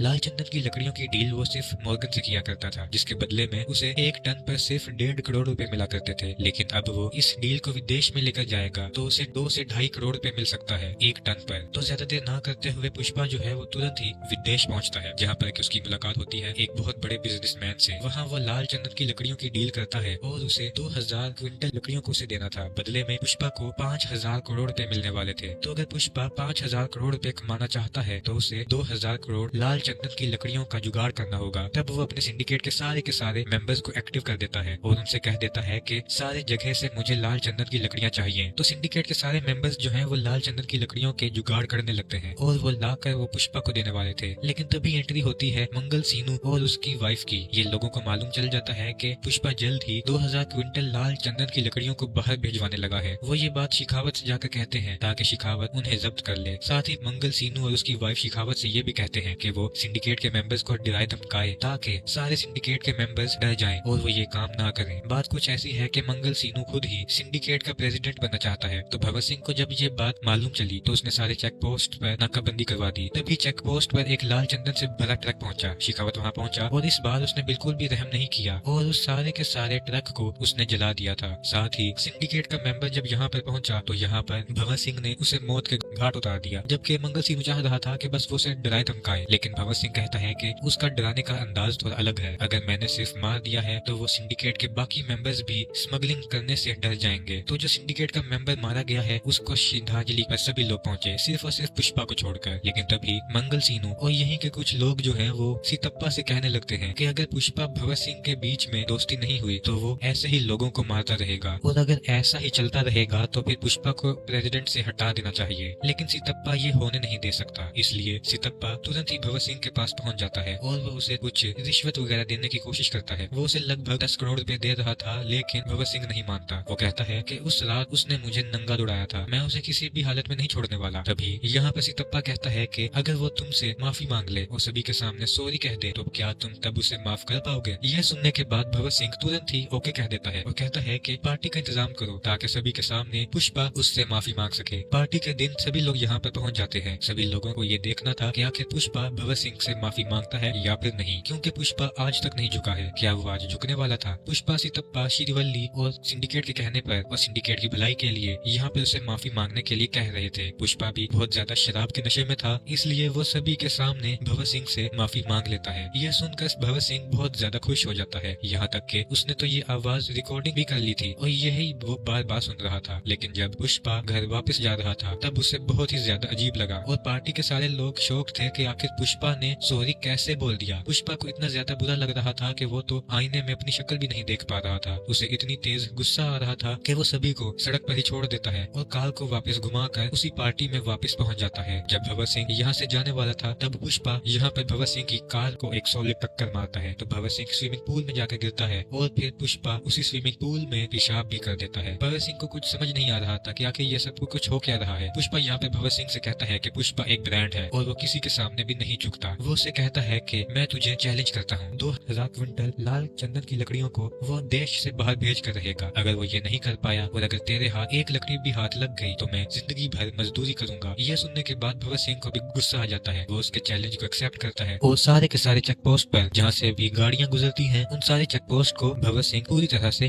बंद कर देता है। लेकिन तभी भगत सिंह ने देखा कि जो ब्रिज है उसके नीचे जो नदी है वो पूरी तरह से सूखी है, क्योंकि गर्मियों का दिन था। वो समझ गया था कि पुष्पा जरूर इन्हीं नदियों के द्वारा अपने ट्रक को निकालने वाला था। उसका शक एकदम सही निकला था, क्योंकि पुष्पा के सारे लाल चंदन के ट्रक जो है वो नदियों के द्वारा ही बाहर जा रहे थे। तो पुलिस की जीप इन्हें कई बार पकड़ने की कोशिश करती है लेकिन वो नहीं पकड़ पाते। लेकिन आखिर में भगत सिंह जो है वो इनके ट्रक के सामने आ जाता है और एक बड़ी सी शॉटगन लेकर इनके ऊपर फायरिंग कर देता है। तभी कटलेट जो है वो पुष्पा के पास कॉल करके ये सारी जानकारियां बताता है। पुष्पा कहता है कि तुम वहाँ से कूद जाओ, जितने भी ट्रक हैं सारे ड्राइवर्स को वहाँ से बाहर निकालो, मुझे किसी भी इंसान की जान को खतरे में नहीं डालना है। यहाँ पर कटलेट जब उसकी बात सुनता है तो सारे ड्राइवर्स को लेकर यहाँ से चला जाता है और भगत सिंह इन लोगों पर फायरिंग कर रहा था और ट्रक में जितनी भी लाल चंदन की लकड़ियां थी वो उन्हें भी जब्त कर लेता है। ये देखकर भगत सिंह, मंगल सीनू और उसकी वाइफ को बहुत ही ज्यादा अच्छा लगा था। वो तो एंजॉय कर रहे थे। मीडिया के सामने उन्होंने सारी बात कह भी दी थी कि ये सारे लाल चंदन की लकड़ियां पुष्पा की है। लेकिन थोड़ी ही देर के बाद मालूम चला कि वो सारी लाल चंदन की लकड़ियां नॉर्मल लकड़ियां हैं। मतलब कि यहाँ पर भगत सिंह फूल बन गया था। पुष्पा ने उसके पास एक फूल भी भेजा था, लेकिन भगत सिंह कहता है कि मैं अकेला फूल नहीं बना, बल्कि मंगल सीनू और उसकी वाइफ भी फूल बनी है, मतलब कि हम तीनों ही फूल बने हैं। पुष्पा यहाँ पर उसे कहता है कि पुष्पा नाम सुनकर फ्लावर समझे क्या? फ्लावर नहीं है वो, बल्कि वाइल्ड फायर है। साथ ही सारे में उसने ये भी कह दिया था कि जल्द ही वो इस सारी लाल चंदन की लकड़ियों को बॉर्डर क्रॉस करवाने लगा है। अगर तुम इन्हें रोक सकते हो तो रोक लो। तभी पुष्पा, श्रीवल्ली और पूरी फैमिली जो है वो माता काली के फेस्टिवल में पहुंचते हैं। वहाँ पर श्रीवल्ली को अचानक से चक्कर आने लगते हैं और मालूम चलता है कि श्रीवल्ली प्रेग्नेंट है। ये देखकर पुष्पा जो है वो काली माता का गेटअप धारण कर लेता है और फिर काली माता का एक सॉलिड तांडव करता है। ये सीन इतना ज्यादा शानदार है दोस्तों कि रोंगटे खड़े कर देता है। श्रीवल्ली यहाँ पर पुष्पा से कहती है कि आखिर ये तुम क्या कर रहे हो? जिस पर कि पुष्पा कहता है कि मेरी एक इच्छा है, मैं काली माता से लड़की चाहता हूँ, क्योंकि अगर लड़का हुआ तो उसे भी सरनेम देना पड़ेगा, लड़की हुई तो वो किसी दूसरे घर जाकर उसे कोई दूसरा सरनेम मिल जाएगा। तभी इसी जगह पर हम देखते हैं कि कुछ लोग जो है वो पुष्पा की भतीजी के साथ मिसबिहेव कर रहे थे, वो उसके साथ बदतमीजी कर रहे थे। ये देखकर पुष्पा को बहुत ज्यादा गुस्सा आ जाता है और वो इन लोगों से फाइट करना स्टार्ट कर देता है। ये सारे एक्शन सीक्वेंसेस बहुत ही कमाल के थे, क्योंकि सारे एक्शन इमोशन से भरे थे। लेकिन तभी यहाँ पे मुरली आ जाता है और वो पुष्पा से कहता है कि अगर तुम ये सब कुछ कर दोगे तब भी तुम्हारे बाप का नाम नहीं मिलेगा। तुम ऐसा लग रहा है कि तुम हमारे साथ हो जाओगे, ऐसा कुछ भी नहीं हो सकता। तुम हमेशा अनाथ थे और हमेशा रहोगे, तुम्हारा कोई भी नहीं हो सकता। श्रीवल्ली को जब ये सारी बातें सुनाई दी तो उसने मुरली को बहुत ही ज्यादा चिल्लाया। बाद में कावेरी के साथ इन लोगों ने बदतमीजी की थी और मिसबिहेव किया था, उन लोगों को मुरली ने हदगंजा करवा दिया था। अब आगे हम देखते हैं कि मंगल सीनू और उसकी बीवी और भगत सिंह शेखावत सीएम के पास पहुंचे। उन्होंने उसे बताया कि अगर ये लाल चंदन की लकड़ियां बॉर्डर क्रॉस कर जाती हैं तो तुम्हारे सीएम की गद्दी भी खतरे में है, क्योंकि उससे 2000 से 5000 करोड़ रुपए की फंडिंग आने वाली है और ये सारी फंडिंग के द्वारा आप सीएम से हट सकते हैं। तो सीएम तुरंत ही आदेश दे देता है कि वो इन लाल चंदन की लकड़ियों को बॉर्डर क्रॉस करवाने से रोके। तो ये सारी लाल चंदन की लकड़ियां रामेश्वरम से होते हुए श्रीलंका जाने वाली थी, क्योंकि रामेश्वरम से श्रीलंका सिर्फ और सिर्फ 18 किलोमीटर की दूरी पर है। तब भगत सिंह शेखावत यहाँ पे पहुंच तो जाता है, लेकिन वो इन लाल चंदन की लकड़ियों को पकड़ नहीं पाता, क्योंकि ये सारी शिप के नीचे मौजूद थी, जिस वजह से भगत सिंह शेखावत इनका पीछा भी करता है, लेकिन वो उन्हें नहीं पकड़ पाता। माल डिलीवर हो जाने के बाद बहुत सारा पैसा आता है। इन सारे पैसों को देखकर पुष्पा खुश हो जाता है। इन सभी पैसों को एमएलए के लिए सारे सोफे के अंदर भरा जाता है और सारे सोफों को एमएलए के पास भेज दिया जाता है। मतलब कि सारे के सारे एमएलए अब पुष्पा ने खरीद लिए थे। तो भगत सिंह शेखावत का बहुत ही ज्यादा बुरा हाल था, क्योंकि अब उसके हाथ में कुछ भी नहीं था। अब तो उसका ट्रांसफर होना भी एकदम तय है, क्योंकि अब के पास सरकार भी नहीं रही थी, सरकार भी पुष्पा की हो जाएगी। तो भगत सिंह के पास जो नकली लाल चंदन की लकड़ियां हैं वो उनमें आग लगा देता है और उसने काफी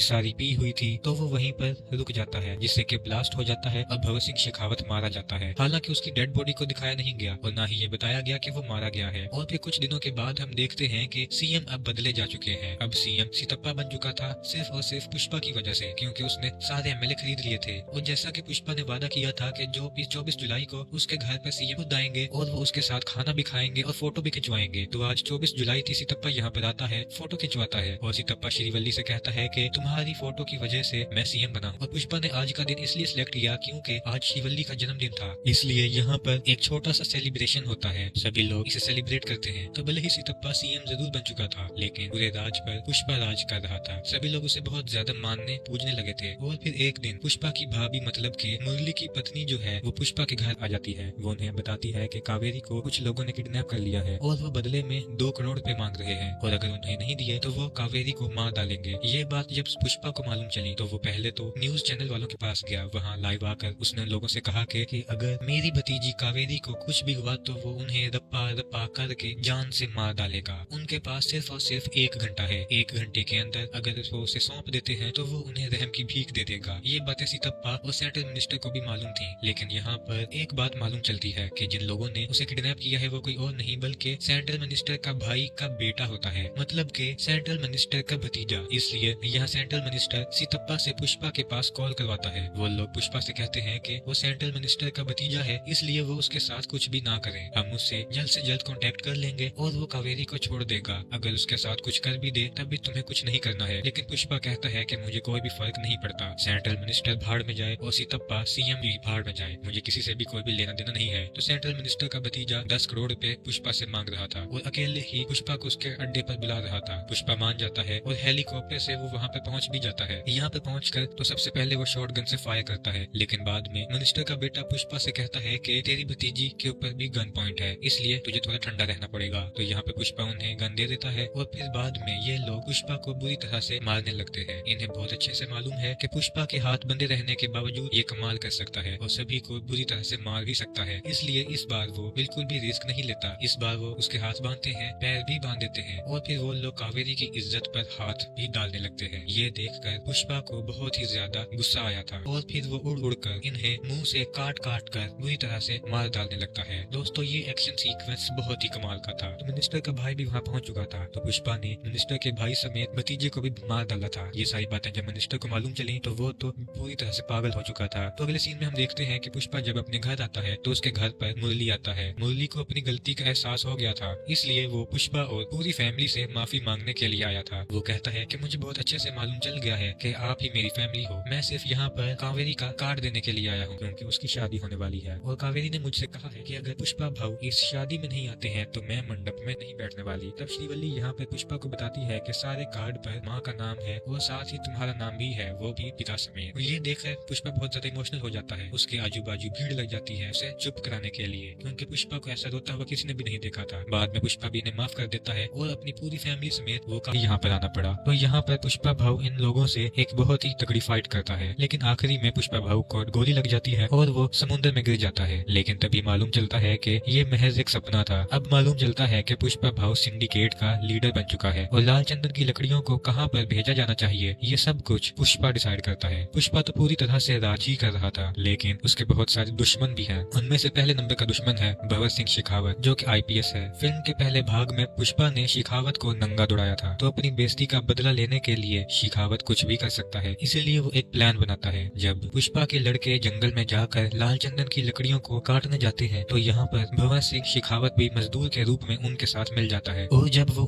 वहाँ पर पहुंचा तो इन सभी को प्लान बनाकर अरेस्ट कर लिया गया, क्योंकि लाल चंदन की तस्करी में हमेशा पुष्पा बच जाया करता था, क्योंकि उनके पास कोई भी सबूत नहीं थे। शेखावत इन मजदूरों को पूरी तरह से मारता है और इन सभी 230 मजदूरों को जेल में डाल देता है, जिसके बाद एंट्री होती है पुष्पा भाऊ की, जो कि पुलिस स्टेशन पहुंचते हैं। लेकिन वहाँ पर शेखावत मौजूद नहीं था, लेकिन कुछ इंस्पेक्टर्स मौजूद थे। यहाँ पर पुष्पा भाऊ सारे मजदूरों को लेने के लिए नहीं आए थे, बल्कि सिर्फ और सिर्फ सीनू को लेने के लिए आए थे, क्योंकि आज उसकी शादी है। जब पुष्पा यहाँ से सीनू को ले जाने लगा तो उसने देखा कि सीनू के ऊपर बहुत सारे चोट के निशान हैं। जब उसने अपने सारे मजदूरों को देखा तो उसका दिमाग खराब हो गया, क्योंकि पुष्पा के सारे मजदूरों को शेखावत ने जंगल में बुरी तरह से मारा पीटा था, जिस वजह से वो बुरी तरह से इंजर्ड थे। ये देखकर पुष्पा भाऊ पुलिस इंस्पेक्टर से कहता है कि इन लोगों पर शेखावत सर ने हाथ उठाया है, इसका मतलब कि आपने पुष्पा के ऊपर हाथ उठाया है, इसलिए वो यहाँ से इन सभी को लेकर जा रहा है। ये देखकर इंस्पेक्टर और बाकी पुलिस वाले कहते हैं कि अगर आप इन सभी लोगों को लेकर चले जाएंगे तो साथ ही हमारी नौकरी भी चले जाएगी। ये सुनकर पुष्पा भाऊ इनको कहता है कि आज से तुम्हारे रिटायरमेंट तक जितना भी पैसा तुम जोड़ने वाले हो उन सारे पैसों को वो देगा, मतलब कि आज तुम्हारा रिटायरमेंट हो रहा है। पुष्पा उन सभी का रिटायरमेंट कर देता है और जब शेखावत पुलिस स्टेशन पहुंचा तो वहाँ पर कोई भी मौजूद नहीं था। वो समझ गया था कि सभी को पुष्पा भाऊ ने खरीद लिया है। तो इस तरह से पुष्पा भाऊ इलीगल काम तो करता है, लेकिन वो अपने मजदूरों का बहुत ज्यादा ख्याल रखता है और साथ ही वो अपनी बीवी श्रीवल्ली से भी बहुत ज्यादा प्यार करता है। अब अगले दिन हम देखते हैं कि श्रीवल्ली जब मंदिर में पूजा करने के लिए जाती है और बाबा की मूर्ति के लिए जब कुछ गहने और मुकुट लेकर जाती है तो उसी मंदिर में पुष्पा का सौतेला भाई मुरली भी मौजूद था और वो यहाँ पर श्रीवल्ली से कह रहा था कि आप पूजा तो करवा लोगे, लेकिन क्या तुम्हारे पास खुद का गोत्र है, खुद का सरनेम है। मुरली हमेशा उन्हें नीचा दिखाता है, लेकिन मुरली की बेटी कावेरी उन्हें पसंद करती है, वो उनके साथ रिश्ता निभाना चाहती है और कावेरी श्रीवल्ली को चाची बुलाती है, लेकिन मुरली कावेरी को उनसे मना करता है कि वो उनसे बात ना करे। पुष्पा श्रीवल्ली की सारी बात मानता है और आज पुष्पा संतप्पा के साथ मिलकर सीएम से मिलने वाला था, इसलिए श्रीवल्ली यहाँ पर पुष्पा से कहती है कि अगर तुम जा ही रहे हो तो सीएम के साथ फोटो खिंचवा कर लाना ताकि हम उसे फ्रेम करवा कर हॉल में लगाएं। पुष्पा ने अपनी बीवी से वादा कर लिया था, लेकिन जब वो वहाँ पर पहुंचा तो वहाँ पर कुछ और ही हो गया। पुष्पा भले ही सिंडिकेट की ओर से सीएम को फंडिंग देता है, लेकिन सीएम यहाँ पर पुष्पा के साथ फोटो क्लिक नहीं करवाता। उनका मानना ये है कि ये ज्योति जो है वो पैर में ही रहनी चाहिए, उसे हाथ में नहीं पहना करते। साथ ही उन्होंने श्रीवल्ली के बारे में भी एक दो बातें बोली थी। ये देखकर यहाँ पर पुष्पा को बिल्कुल भी अच्छा नहीं लगा था। बाहर आने पर पुष्पा ने सिंदप्पा से कहा कि अगर आप सीएम होंगे तो क्या आप भी मेरे साथ फोटो नहीं क्लिक करवाएंगे, जिस पर सितम्पा कहता है तुम्हें चाहे कुछ भी बन जाऊं, मैं तेरे साथ फोटो जरूर क्लिक करवाऊंगा क्योंकि तू मेरा भाई है। तब यहाँ पर पुष्पा ने उनसे कहा तो फिर सीएम बनने की तैयारी कर लो। पुष्पा सितम्पा से एकदम सीधा सवाल पूछता है कि सीएम बनने के लिए लगभग कितने रुपए की जरूरत पड़ेगी। सितम्पा यहाँ पर कहता है कि लगभग 100 करोड़ रुपए की जरूरत पड़ेगी। पुष्पा यहाँ पे उसे कहता है कि मैं तुम्हें 500 करोड़ दूंगा, लेकिन सीएम तुमने ही बनना है। इसके बाद सितम्पा सेंट्रल मिनिस्टर से मिलने के लिए जाता है, क्योंकि पुष्पा ने ही सितम्पा से कहा था कि वो सेंट्रल मिनिस्टर से मिले। सेंट्रल मिनिस्टर का एक भाई भी है और सितम्पा पुष्पा के कहने पर ही सीएम की बात करने के लिए सेंट्रल मिनिस्टर के पास गया था। साथ ही पुष्पा ने उनके पास एक सोफा भिजवाया था जिसके अंदर 25 करोड़ रुपए थे। सितम्पा ने जब ये सारी चीजें देखी तो उन्होंने पुष्पा से कहा कि ये सब कुछ ठीक नहीं है, इस तरह से पैसा बहाना ठीक नहीं है, क्योंकि हमें बचाना होगा, क्योंकि 500 करोड़ रुपए ऐसे ही नहीं मिल जाते। लेकिन पुष्पा के पास कुछ प्लान थे जो कि वो सितम्पा को बताता है। वो कहता है कि अब पुष्पा नेशनल नहीं रहा बल्कि इंटरनेशनल हो गया है।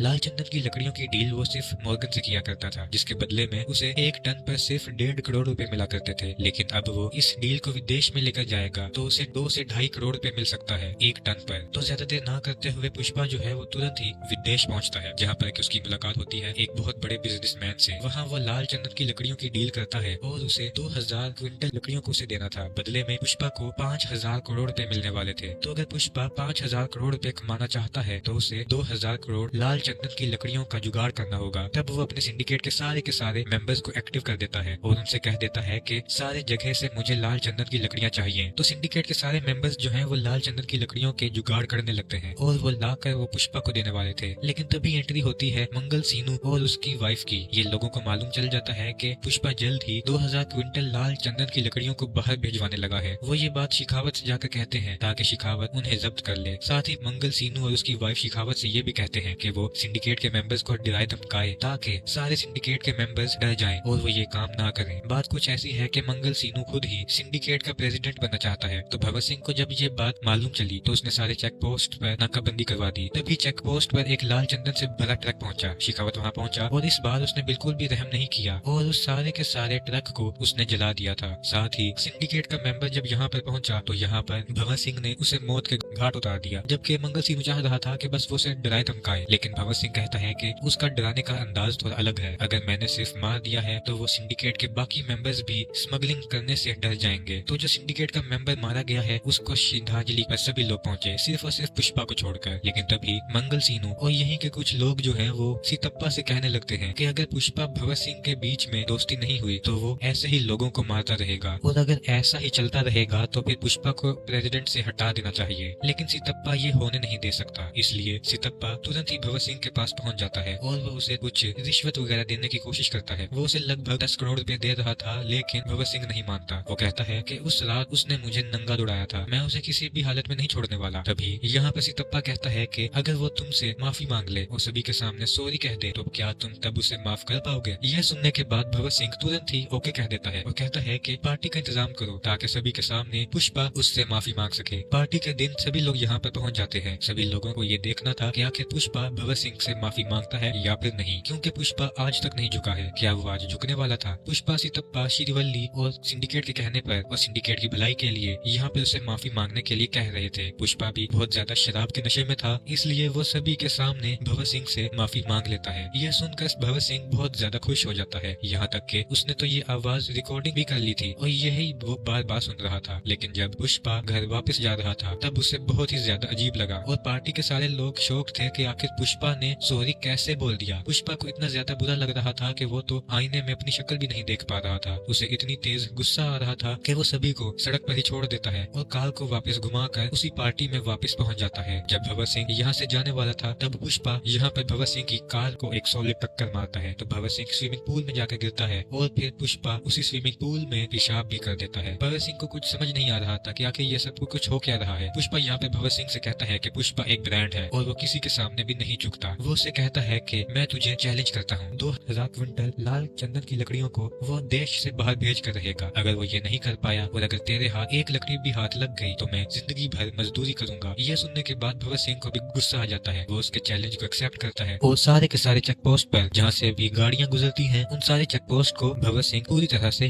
बंद कर देता है। लेकिन तभी भगत सिंह ने देखा कि जो ब्रिज है उसके नीचे जो नदी है वो पूरी तरह से सूखी है, क्योंकि गर्मियों का दिन था। वो समझ गया था कि पुष्पा जरूर इन्हीं नदियों के द्वारा अपने ट्रक को निकालने वाला था। उसका शक एकदम सही निकला था, क्योंकि पुष्पा के सारे लाल चंदन के ट्रक जो है वो नदियों के द्वारा ही बाहर जा रहे थे। तो पुलिस की जीप इन्हें कई बार पकड़ने की कोशिश करती है लेकिन वो नहीं पकड़ पाते। लेकिन आखिर में भगत सिंह जो है वो इनके ट्रक के सामने आ जाता है और एक बड़ी सी शॉटगन लेकर इनके ऊपर फायरिंग कर देता है। तभी कटलेट जो है वो पुष्पा के पास कॉल करके ये सारी जानकारियां बताता है। पुष्पा कहता है कि तुम वहाँ से कूद जाओ, जितने भी ट्रक हैं सारे ड्राइवर्स को वहाँ से बाहर निकालो, मुझे किसी भी इंसान की जान को खतरे में नहीं डालना है। यहाँ पर कटलेट जब उसकी बात सुनता है तो सारे ड्राइवर्स को लेकर यहाँ से चला जाता है और भगत सिंह इन लोगों पर फायरिंग कर रहा था और ट्रक में जितनी भी लाल चंदन की लकड़ियां थी वो उन्हें भी जब्त कर लेता है। ये देखकर भगत सिंह, मंगल सीनू और उसकी वाइफ को बहुत ही ज्यादा अच्छा लगा था। वो तो एंजॉय कर रहे थे। मीडिया के सामने उन्होंने सारी बात कह भी दी थी कि ये सारे लाल चंदन की लकड़ियां पुष्पा की है। लेकिन थोड़ी ही देर के बाद मालूम चला कि वो सारी लाल चंदन की लकड़ियां नॉर्मल लकड़ियां हैं। मतलब कि यहाँ पर भगत सिंह फूल बन गया था। पुष्पा ने उसके पास एक फूल भी भेजा था, लेकिन भगत सिंह कहता है कि मैं अकेला फूल नहीं बना, बल्कि मंगल सीनू और उसकी वाइफ भी फूल बनी है, मतलब कि हम तीनों ही फूल बने हैं। पुष्पा यहाँ पर उसे कहता है कि पुष्पा नाम सुनकर फ्लावर समझे क्या? फ्लावर नहीं है वो, बल्कि वाइल्ड फायर है। साथ ही सारे में उसने ये भी कह दिया था कि जल्द ही वो इस सारी लाल चंदन की लकड़ियों को बॉर्डर क्रॉस करवाने लगा है। अगर तुम इन्हें रोक सकते हो तो रोक लो। तभी पुष्पा, श्रीवल्ली और पूरी फैमिली जो है वो माता काली के फेस्टिवल में पहुंचते हैं। वहाँ पर श्रीवल्ली को अचानक से चक्कर आने लगते हैं और मालूम चलता है कि श्रीवल्ली प्रेग्नेंट है। ये देखकर पुष्पा जो है वो काली माता का गेटअप धारण कर लेता है और फिर काली माता का एक सॉलिड तांडव करता है। ये सीन इतना ज्यादा शानदार है दोस्तों कि रोंगटे खड़े कर देता है। श्रीवल्ली यहाँ पे पुष्पा से कहती है कि आखिर ये तुम क्या कर रहे हो? जिस पर कि पुष्पा कहता है कि मेरी एक इच्छा है, मैं काली माता से लड़की चाहता हूँ, क्योंकि अगर लड़का हुआ तो उसे भी सरनेम देना पड़ेगा, लड़की हुई तो वो किसी दूसरे घर जाकर उसे कोई दूसरा दूसरा सरनेम मिल जाएगा। तभी इसी जगह पर हम देखते हैं कि कुछ लोग जो हैं वो पुष्पा की भतीजी के साथ मिसबिहेव कर रहे थे, वो उसके साथ बदतमीजी कर रहे थे। यह देखकर पुष्पा को बहुत ज्यादा गुस्सा आ जाता है और वो इन लोगों से फाइट करना स्टार्ट कर देता है। ये सारे एक्शन सीक्वेंसेस बहुत ही कमाल के थे क्योंकि सारे एक्शन इमोशन से भरे थे। लेकिन तभी यहाँ पर मुरली आ जाता है और वो पुष्पा से कहता है कि अगर तुम ये सब कुछ कर दोगे तब भी तुम्हारे बाप का नाम नहीं मिलेगा। तुम ऐसा लग रहा है कि तुम हमारे साथ हो जाओगे, ऐसा कुछ भी नहीं हो सकता। तुम हमेशा अनाथ थे और हमेशा रहोगे, तुम्हारा कोई भी नहीं हो सकता। श्रीवल्ली को जब ये सारी बातें सुनाई दी तो उसने मुरली को बहुत ही ज्यादा चिल्लाया। बाद में कावेरी के साथ इन लोगों ने बदतमीजी की थी और मिसबिहेव किया था, उन लोगों को मुरली ने अधगंजा करवा दिया।